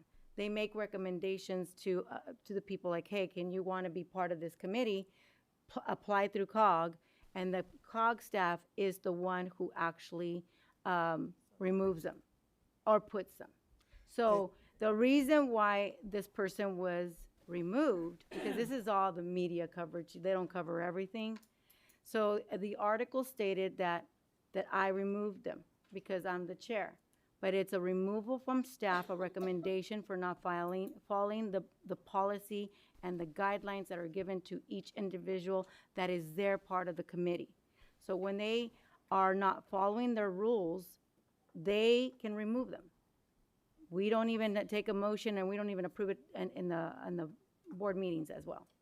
Okay, So this is what happened. I read that article. it's an article. Alma had a gentleman there that was in that to remove that other gentleman. And it became an issue. So Jerry an article. Dyer got into it and brought that gentleman back. Yes, we are Okay? already off topic. Brought the gentleman back. Point of order, And he's please. gone, and he's gone But again. what happened is The guy said, Alma told me to get rid of him. Nancy, that's an article. You're gonna really believe everything. I believe it. Have a point of order, please. May I chime in here if it's Yes, okay please, with the city because it's council? an Alma story again. She's obsessed with me. Thank you. There appear and not. She is. I am not. Yes, I just want to you be are. clear. I am not saying thank you to agree or disagree with any comments. I was saying thank you for being recognized to be able to speak. So I appreciate that. So there are various committees that are on Fresno COG. Yeah. My understanding of COG for the purposes of tonight is not about citizens committees. It is about committees where the city Right. council members sit on the committee. And that is set by the Joint Powers Authority for the Fresno COG as they go in. And I'm checking this really quickly. The GAPA provides, quote, "This council shall be comprised of the mayors of the member cities, or in the mayor's absence, such a councilman as may be present." So basically, the mayor, by their own GPA, is the primary representative, and if the mayor does not attend the COG meeting, an alternate may attend. But the mayor also designates that alternate. But the mayor is the one who makes the recommendation as to the alternate, and the city council gives, again, I hate to say veto or the thumbs up or thumbs down, the city council gives the final approval of anybody recommended. And it would have to be one of the other council members as part of that COG for the recommendation as an alternate. Okay, I think, is there any other questions? Any from the public? Okay, all right. I know, but just one. Just basic question, why don't we have a planning commission? Every other city has one. Why isn't one put together? So maybe these things that come up regarding, you know, this planning, why don't you guys think about that? Okay, we're off topic again. Go ahead, the motion was again? If A planning, no, it's because we're talking about planning commission. We're, this is, no, because these are the board that we appoint, and that's council. That's not committees for planning. We're not part of a planning, well, we are right now, but it would be a different committee. This is about the boards that we're on and who gets appointed to those. Mayor, just clarification, is there any more public comment before it's Is there any closed? other, as long as it's about the boards that we're talking about right here? I don't hear anymore, so. I So think is it's public closed. comment closed? Closed. Thank you. And just 2 seconds, the city does have a planning commission. It's a city council, which is authorized under state law and is common. The city council sits as the planning commission, basically. Thank you. You have one. Are there any other questions of the city attorney while you have me? I think there was already a motion, right? Do you have anything? No? Okay. So then I'll make a motion to move it to January whenever the committees come up again. So your motion would be to continue this item to the first meeting in January, whatever that may be? Yes. All righty, thank you. Second. Second by Sabrina. All those in favor? Aye. Any opposed? Hearing none, motion carries. Okay. And that's it, right? What is it? Okay, comments from our. Yes, thank you, Madam Mayor. As you've probably seen, we have a new police chief at the end. It's not Chief Serta because he's retired, as you can see. So we have Mike Salvador, who has over 37 years of experience, chief in 2 cities in the valley. What was it? Did you say 18 years at the Madera Sheriff's Office? So comes highly recommended. He's been here 3 weeks and made some really good recommendations to me about correcting Okay, some issues. after. And we're so, Chief, if you want to say howdy. Sure. Madam Mayor, members of the council, thank you. I'm Mike Salvador. December of last year, I retired after 37 years in the business. I'm a local Valley kid. I grew up in Kerman, so I understand towns like Parlier because we used to play you guys all the time. Yeah, several times. Just a little bit about me. I'm a Fresno State grad. Go Bulldogs. I've got a master's degree in Criminal Justice Administration for Columbia Southern University out of Alabama. I've been a chief for 10 years until I retired. And then the city of Sanger picked me up this last spring. I was their interim chief for about 4 months. This town has the same issues that all small towns have. The gentleman that was in the back talking about vehicle abatement, my department led vehicle abatement in Merced County the 6 years I was chief. Unfortunately, Fresno County doesn't have the same revenue source that Merced did. You pay an extra $1 for every vehicle registration in the county of Merced. We use that money to take abandoned vehicles off the street. It paid for half of one of my CSOs. And that's all he did. We were averaging 65 cars a month. So I understand the vehicle abatement problem. I understand the 400 block of Merced now. I made my first traffic stop there today in the alley behind 429 Merced. I got a white little compact SUV. City manager was with me on the stop. Yeah. So that's a unique situation on Merced. I want to thank, if the lady I talked to on the phone is here in the audience, I want to thank her for her comments to me. I understand the situation that we have there. Our staff is going to, that is now a hotspot on our radar. I understand the issues with the concrete trucks and deliveries and that type of stuff at the wrong time of the day. And me and the city manager and the planning people are going to continue to monitor that to make sure developers like the gentleman over here understand the rules, and that if they don't comply with the rules, there's going to be consequences and sanctions for that. Okay?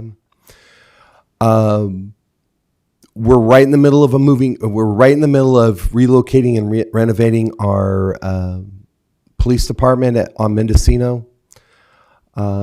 Myself and Javier are going to be working really, really hard for the next few months to make sure that project comes in, and we do a really good job of that. I built one building for Madera County Sheriff, and I've renovated 3 additional ones. So I have some experience there. Title I, Safe Route to Schools. That was a comment that I heard tonight.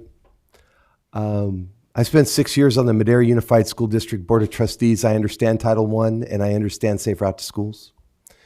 So Javier and I are already working on that. You've got a nice little project here on Newmark next to the junior high school that is that model, and I hope to be able to provide some insight there. My staff is really, really good. We're going to make them better. We got a home now. You guys want to come see me? 1033 Parlier. Door's always open. You got to go through my guard dog though first. Her name's Suki. But you will see me in town. One of the things I like to do is I like to have lunch in a different restaurant in my jurisdiction every single day. So if you see me at a restaurant, the seat's always open. Please come down, have lunch with me. I expect to be here probably for the next 4 to 6 months, and I will assist the city manager, and the council in selecting the next police chief. I understand what that looks like. I understand what a town like Parlier is crying for. Your police officers and your non-sworn staff are crying for the same thing. Somebody with a little bit of energy, a little bit of vision, and the will to move. So I want to thank Aaron. I got this phone call like the Wednesday before, and they said, can you start on Monday? And I was here on Monday. I'd like to thank everybody I've met so far. Bob in the back. There's lots of issues facing the police department in providing public safety. And hopefully I influence them just a little bit, make things better here in the city. That's my goal. That's my vision. I won't promise you I can fix everything, but what I will promise you is this. If you ask a question of me, you'll get my best professional and honest answer. You may not like the answer, but you'll at least walk away knowing my point of view. And I think that is the best way to get dialogue going. And I think it's the best way for me and the department to build a relationship with you, the citizens of Parlier, and show you what you get for 50% of the general fund. January is going to be very, very busy, council, because I'm coming with a lot of stuff. And I've identified several needs. And you, the community, are going to be what helps me get to where we're going to go. I can't do it without you. So I want to thank Aaron. I want to thank all the council members I've met. You guys have been super good. Kathy and Janie and Sabrina. Sabrina at Red Ribbon, she was really cool. But everybody I've talked to so far in the 3 weeks I've been here has been nothing but gracious, nothing but professional. Even when you're mad at, why didn't you move that concrete truck? But we had a great dialogue on the phone. And every day I want to further that dialogue. So thank you again. It's my pleasure to serve you guys. And let's go get some.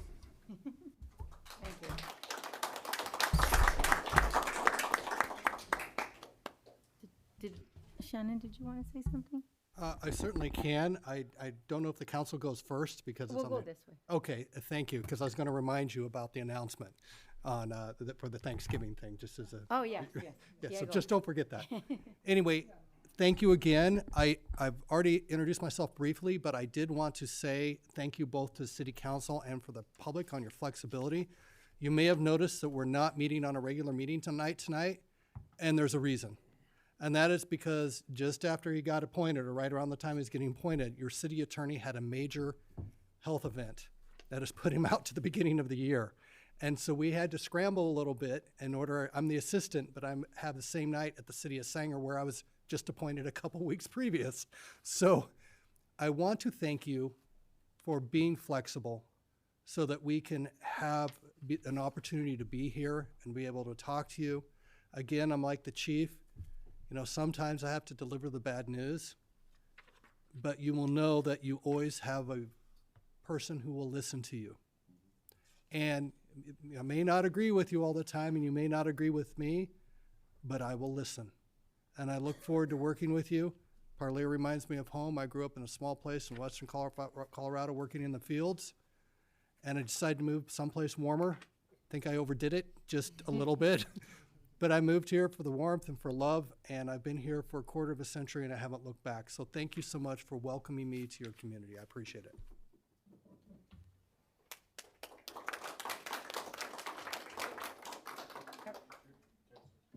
You don't have anything? I said my piece. Okay. I introduced the chief. Janie? I am so sorry. That reminded me, the council flexibility, the next meeting is going to be December 10th. December 10th. And so when you see on the agendas, so sorry, where it says there will not be, at the request of the city attorney, there will not be a quorum, it's because we haven't officially canceled the regular meetings, but the council has graciously agreed to show up on special meetings for me. So thank you very much. If you see that on the agendas, don't think that the council's being lazy. They are just accommodating me, which I really appreciate. Thank you for clarifying that, because some people were thinking that we were not showing up. Exactly. Go ahead. Okay, thank you everybody for coming. I'm glad you were able to voice your opinions and your concerns. Really appreciate it. Thank you to everybody that had part of the trunk or treat for Halloween. It was a lot of people out there. I didn't get to make it. It seems like one reason or another. My grandson had senior night at Reedley, so I had to go over there. We're also having a really good event, which is the community Thanksgiving dinner. Sorry, Diego. That will be on Thursday, next Thursday, November the 20th, from 4 to 9 here at the Community Center. Pack Auto will be presenting this. This is the second year. Last year's, I was honored to be able to help them. This year, I'm sorry I'm going to miss it. My granddaughter's became a U.S. Marine, so she's graduating next week. So I won't be here, but hopefully, we've always had a good turnout. So hopefully, pass the word. The food's great. The food's going to be great. They're going to have a lot of prizes. They're going to give away 2 cars. 2 cars. So, and it has it here on the flyers. I believe we have flyers here. They probably put it out here. Have people pick them up. They can just scan the code or write a letter for those 2 vehicles. I wish everybody good luck and hope to see everybody there. And thank Bob, Pack Auto, everybody, all the volunteers, all the sponsors. They've gone all over the place, and people have been so gracious in helping them out with what they need. Thank you. Again, thank you to staff who put together Red Ribbon. I did walk Bertha, because Bertha didn't walk.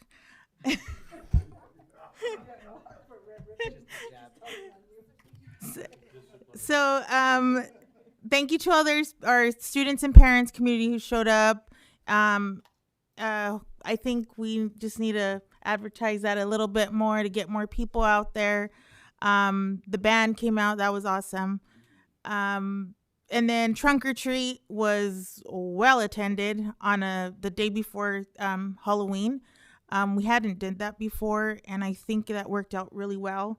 Because before we had, we can't please everybody, but, they were like, oh, it's Halloween and, I'm going here. Okay, but there was a lot of people. But again, thank you for staff who put that together and the community who came out and made that event. I just want to bring up about the Thanksgiving dinner. Bob, thank you for putting that together. I just told him when I walked in I couldn't make it this year. Have a girls basketball tournament that day.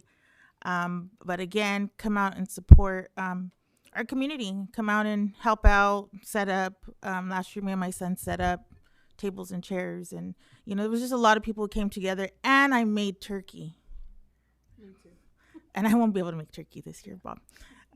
So, again, come out and enjoy, your community members and fun, free event.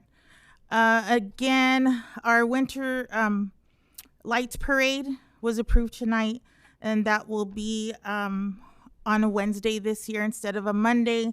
It gives the schools and the kids and groups to prepare a couple days after Thanksgiving break, and we'll have the parade and tree lighting that night. So flyers will be going out tonight, and if you want to participate, make sure you register. And I hope to see everybody there because that's before the next council meeting. Thank you. I just want to thank Chief. I know we haven't met, but we will get there. Been busy, but thank you for coming on and short notice and taking over the role that we needed you to do. Thank you for coming on and giving us the help we need. Yes, it wasn't because we didn't have a quorum.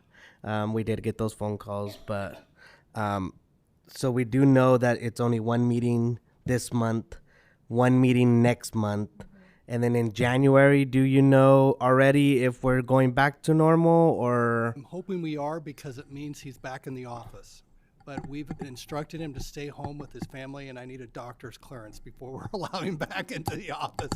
But So- it may be that we might have to do a tweak in January, but I will let you know, hopefully by the December meeting, that we have a better idea. So I'm just giving a heads up because I thought I was under the impression that we were on the 1st and 3rd still. I am scheduled to referee basketball on December 10th, so I will not be here on that day. Where are you? Because I'm also there. I'm also refereeing a basketball game on December 10th. Where are you going to be? You my partner or what? I am. I'm actually here in Parlier. Yeah. I'm actually. Oh, here. I'm in Fireball. Sorry. Yeah, I'm here. I'm here in Parlier, and I'm scheduled every day for those next 2 weeks, except the Thursday on the 4th of December because I thought that was our meeting date.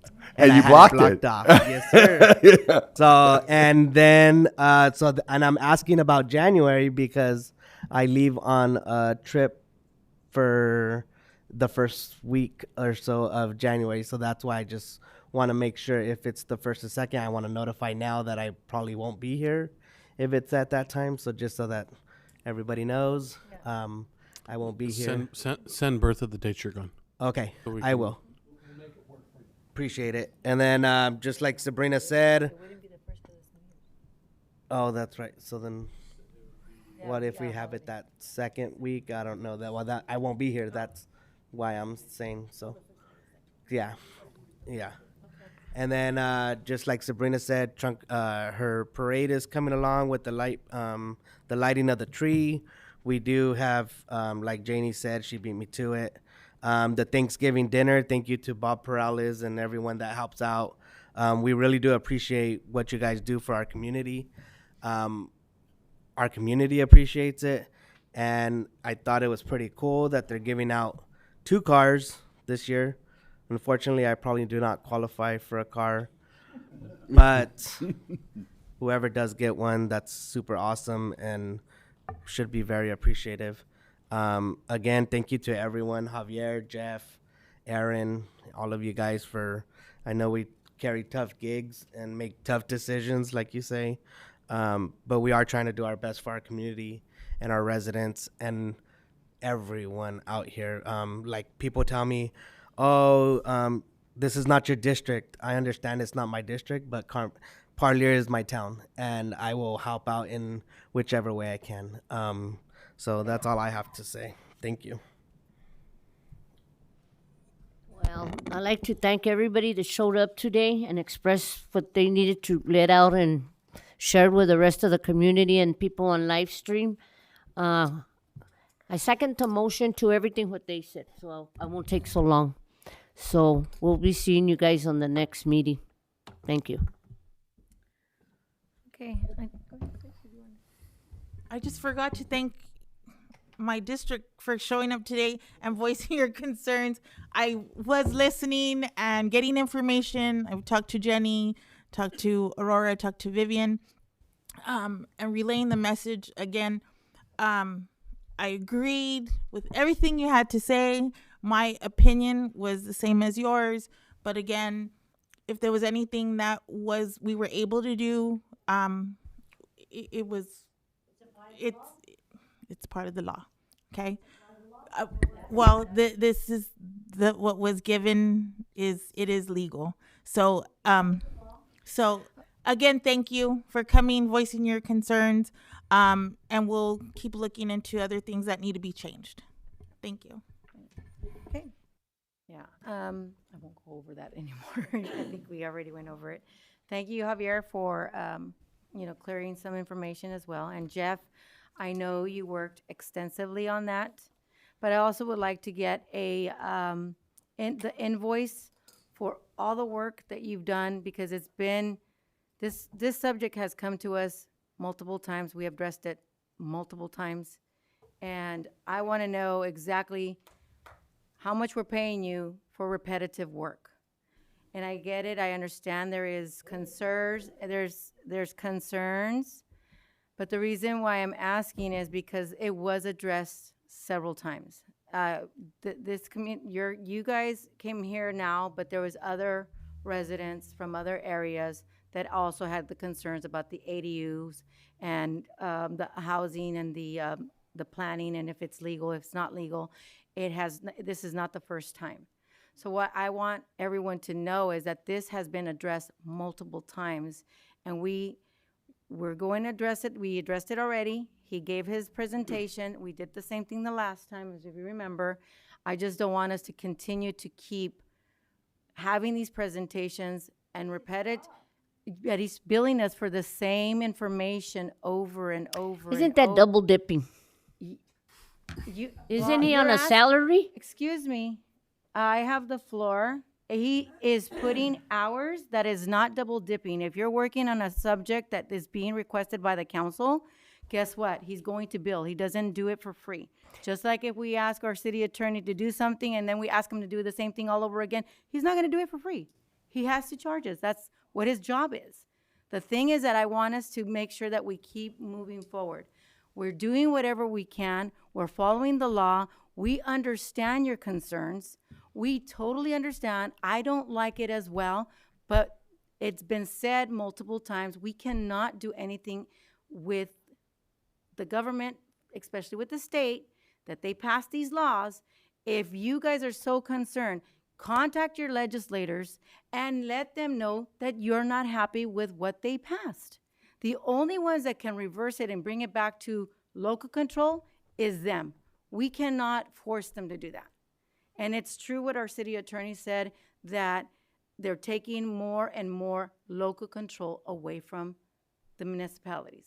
So if you're upset with this, I suggest writing letters to every legislative body that you can get to and make sure that they change these laws, because it's affecting you guys and how your neighborhood is.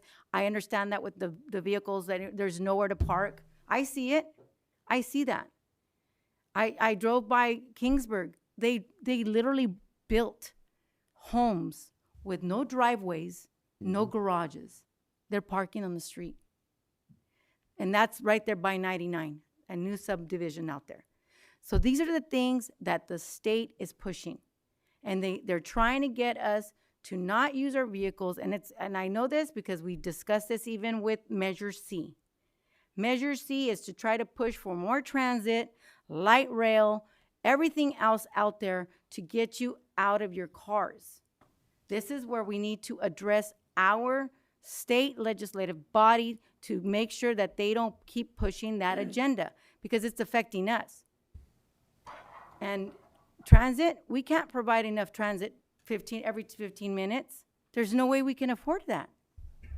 So this is why I think we hear you, but I would suggest that you guys contact your local legislators to make sure that they try to pass something, because it's really them. We're not making those laws. They made these laws. Second, I also wanted to bring up, I did see, Bertha, on the social media, I just want to make it clear that I'm not addressing it because I did see that there was concerns from some residents that were saying that I guess staff wasn't present. And I know that people leave for lunch, and there's no way to always have someone here all the time, and especially when lunches are scheduled. But I did see that. I was tagged on it for that social media comment. But I think her main concern was not so much that staff wasn't present. I think she was just upset because she's complaining about the water bill.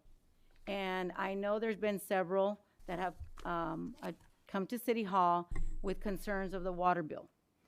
Now, back in 2015, and I don't know if you guys remember this, but there was a water billing issue with our meters. There were several residents that were getting overcharged. And back then, I asked for our city manager then to do an audit to find out which ones were working and which ones were not. It was never done. There was a lot of issues, and that's when there was large bills on the accounts. And what he did then, which was not a good thing, was that he left the balance on the account instead of fixing the problem. So when new buyers came in and bought the home, we had a new finance director, and she started to collect on the outstanding balances, which was not that resident's bill. So I created that problem. So my ask is to have Javier, and I'm sure council would be supportive of fixing those issues because they've been there for a long time. So having an audit, having a contractor to audit every dwelling to make sure that they're working properly, fix the meters that are not functioning correctly, because it's not fair to staff that people come in here yelling and screaming about their bill. because it's not a staff problem. That is a meter problem. And we need to have a contractor identify those issues, correct it, so that way we don't get staff put in a situation, and I'm sure you've seen it. I did speak to one because I also noticed it where I guess mine wasn't reading either. So we need to make sure that they're reading correctly and that people that are, I guess if it's not working properly, they're not getting overcharged, so we can have the bills reflect what it should be. So I talked to staff concerning mine, and I told them, I'm sorry, I know you've had people come in and attack you pretty much on this, and I know it's not your issue. I know that it's been existing since 2015, so I would want us to address those. As I mentioned to you earlier, that there was the finance director back then, he had mentioned that there was 400 dwellings that were not in the system back then. That's why I had asked for an audit. This way, the ones that are not being billed can get billed, and the ones that are getting overbilled, you know, they fix those problems too. Because the ones that are not getting billed are not going to come knock at the door and say, I'm not receiving a bill. But the ones that are getting overcharged will come and say, hey, what's going on? Why am I getting charged this amount? So that's one of the things that I wanted to mention, because I think that's what was her main concern and complaint. I think it just, not being able to speak to somebody, it made it worse for her, and it upset her more. So let's see if we can maybe put that at the next agenda, so that Javier can find bids for that, or however you guys want to address that. But that way we can actually do an audit, because it is really needed. We need to fix those issues. It has never been addressed. I've asked and asked, but I can only ask, and staff have to bring it to council to get it finally approved. One thing I want to say is about those meetings. I'm not being mean, but no, I agree with you regarding those meetings, because I've approached Aaron, and Aaron knows, and you want to hear what his comment was? His comment was he can't go back 3 years, I guess? That they can't go back 3-4 years, right? I guess that's the limit, Mara. So I agree with you this one time, Alma, they need to audit those meters because they're not working. They're not working. I've been asking for that to happen. And we're already done with I have the floor right now. I thank you for that comment. But again, you know, it's been an issue that's been there. And you didn't know this, Aaron. You didn't know this because I just barely mentioned it to him today, because I seen those posts about the water billing and the meters and the issues. And when I spoke to staff, she said that that's been an ongoing problem with people coming in with those same concerns.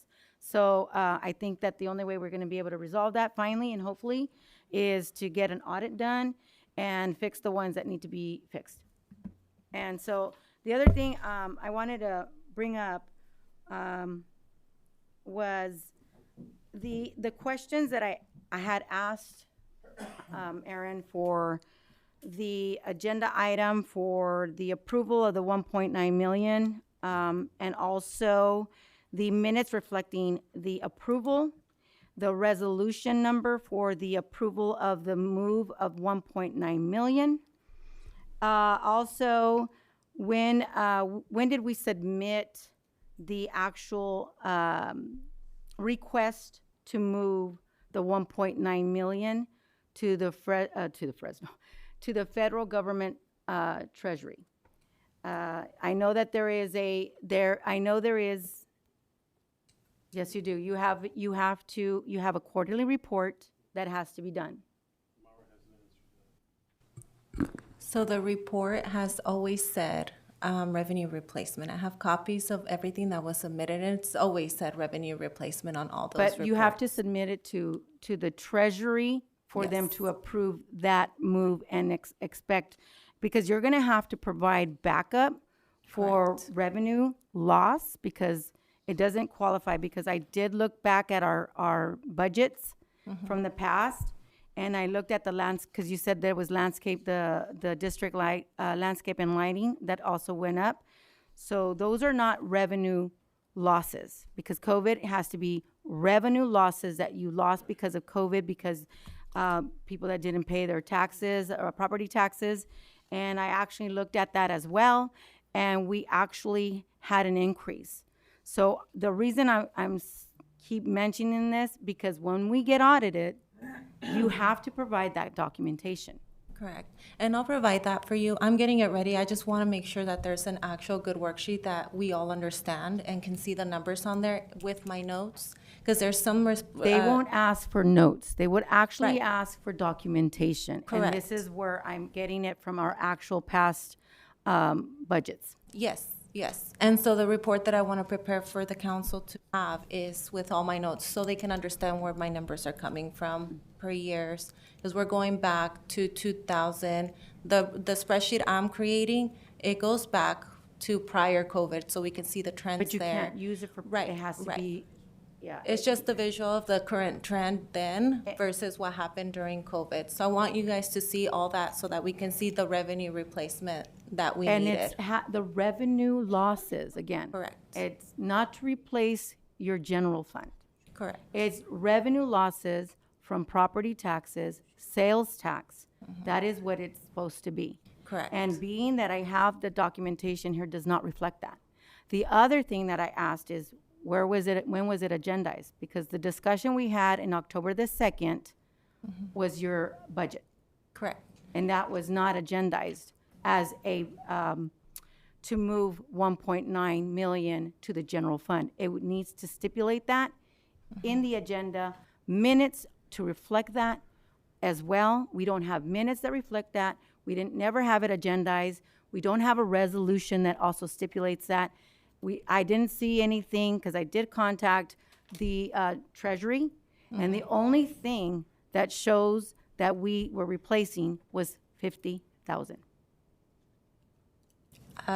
I don't think we've submitted any actual numbers, passed. but I'll have to check. Yes. Let me do a real good digging on it so that I can see. 1.9, it shows 50,000.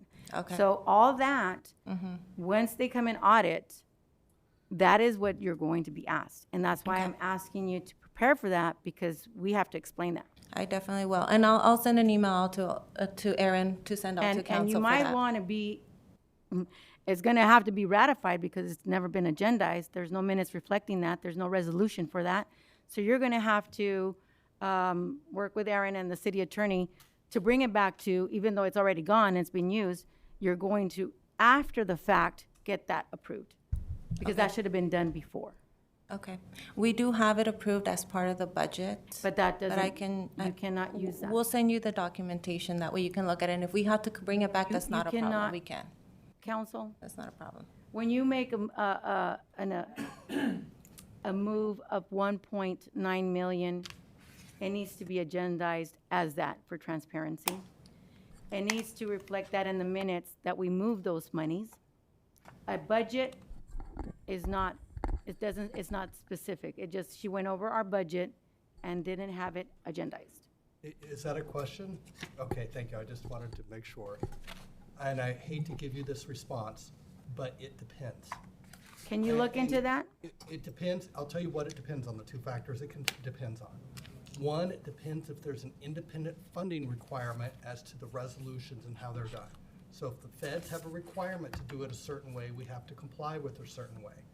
However, if there's not a requirement, generally funds can be moved by merely putting them in the budget, which is then approved by the city council, which is typically done by resolution. We don't have a resolution, though. Which is typically done by resolution.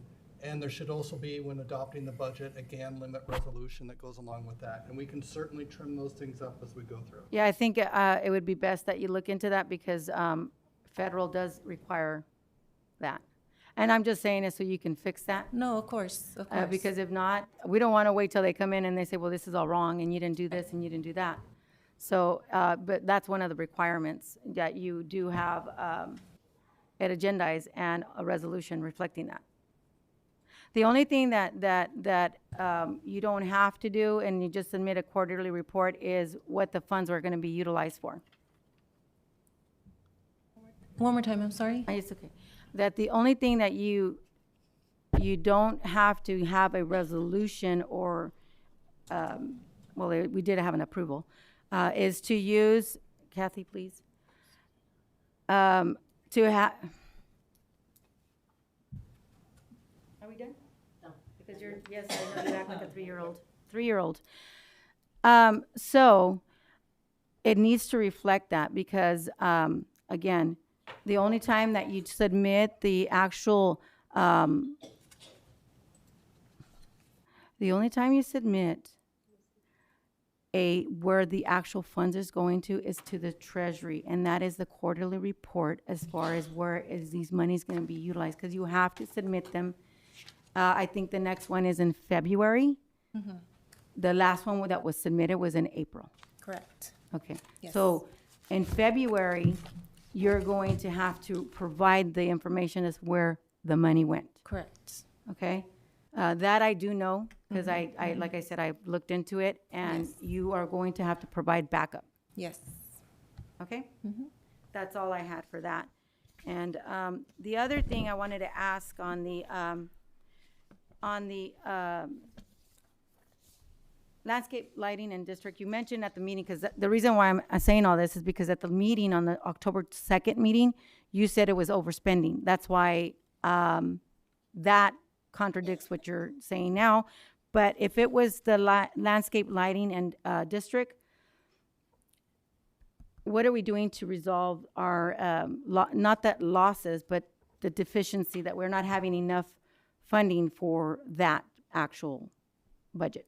So there's a specific way, and I think, Javier, you'd be really good at answering her question. We actually just increased it, and we passed a resolution to increase that based on, if you want to chime in, I'm not sure what it's actually based on. Every time I bring the landscaping and lighting districts to council, we go through 3 phases, we bring it 3 times, but essentially we create an engineer's report where we look at all the financial expenses for the past year, and we say, okay, this is how much it actually costs to maintain these things.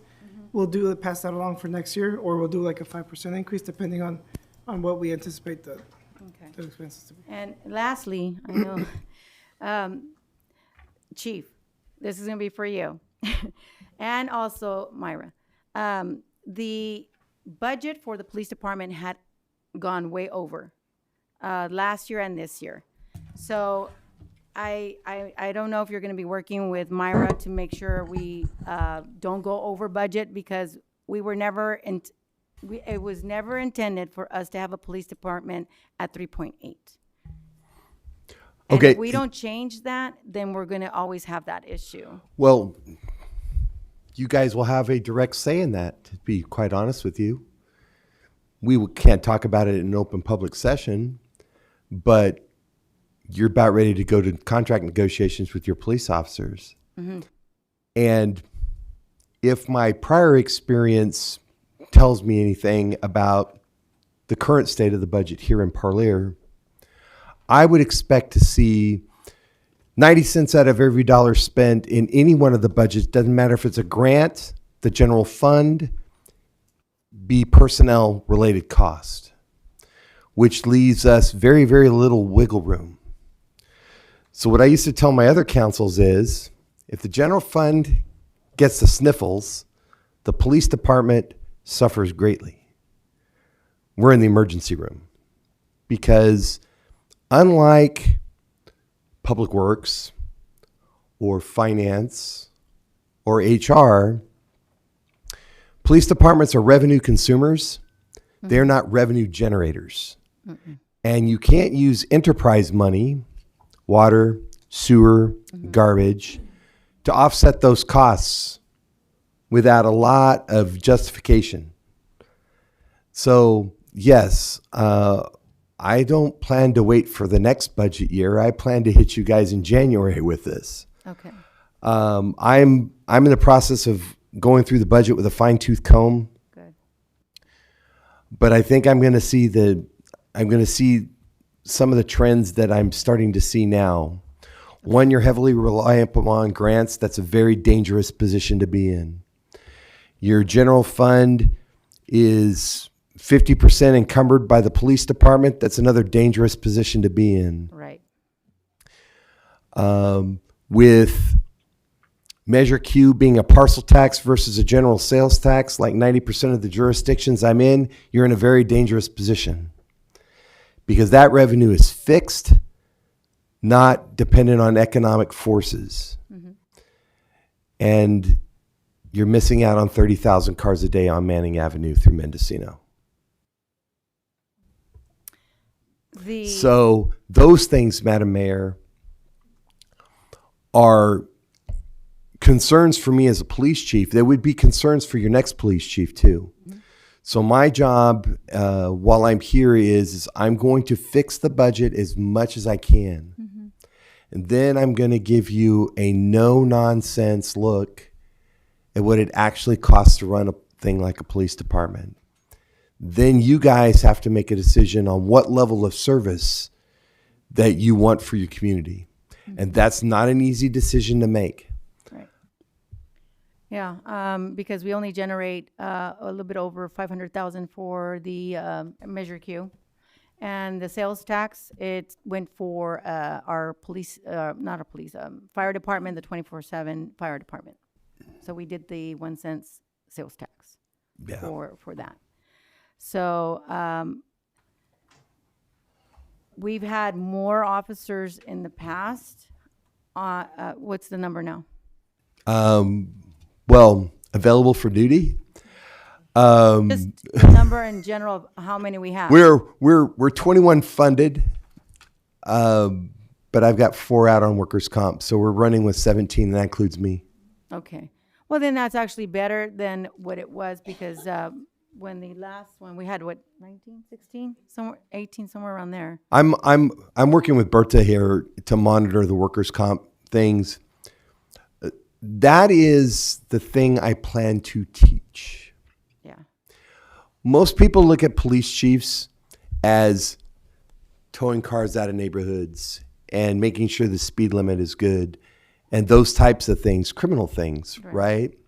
What get lost in the shuffle is the business of law enforcement, the economic forces that drive it, the cost of actually providing the service, and those tough decisions that you will need to make on what services get provided, what services don't get provided. And if you think you had a good time with the 25 to 30 people here, talk about reducing service in a police department and we'll be lined up out the door and into the parking lot. I've seen that 4 different times in my career as a chief. They're not fun council meetings to have. Yeah, I know. We were, back in 2014, we were at the verge of closing the doors. I know you were. And so that's why I want us to be careful with the funding, because I don't want that to happen. And yeah, we're already at a little bit over 50% of our general fund. I know. I know. What I do plan to do in January is give you my dollar presentation. I was talking to Janie and Kathy about it. The dollar presentation is probably the most basic way that I teach communities about how their particular police departments are funded and where we spend our money, because that's always the question. I pay taxes, chief. Why can't you provide the service? Well, did you know this? And did you know that? And did you know this? Well, no. Well, I'm here to teach you that. Okay, that's great. I look forward to that. We're going to have fun in January, I promise you. Because that was one of my concerns, because I did see, and we can't be at a $4 million later on at a $4 million budget. I can't promise you that. Well, it won't work. That's the reason why I'm saying is if we only have $6 million, how can we have $4 million just to cover the police department? I agree with that. We'll go backwards. I agree with that comment. That's when you have the tough decisions on what services you provide. Yeah. Yeah, because I would hate to see the doors close again, or going to that extreme to close. I was a young police officer in Kerman when you closed your doors the first time. Yeah, I know. I remember those days. Yeah. So I don't think that, well, thank you for that. And I don't have anything else, so thank you. Council, for closed session, please. Thank you. Thank you, Mayor. We have one item for closed session. Conference of Labor Negotiator, Agency Representative, Palmer, City Manager. The employee organization is Parlier Police Officers Association. It's under Government Code Section 54957.6. Thank you. Any public comments at this time for the closed session? Oh, hearing none. Okay, we'll be going in.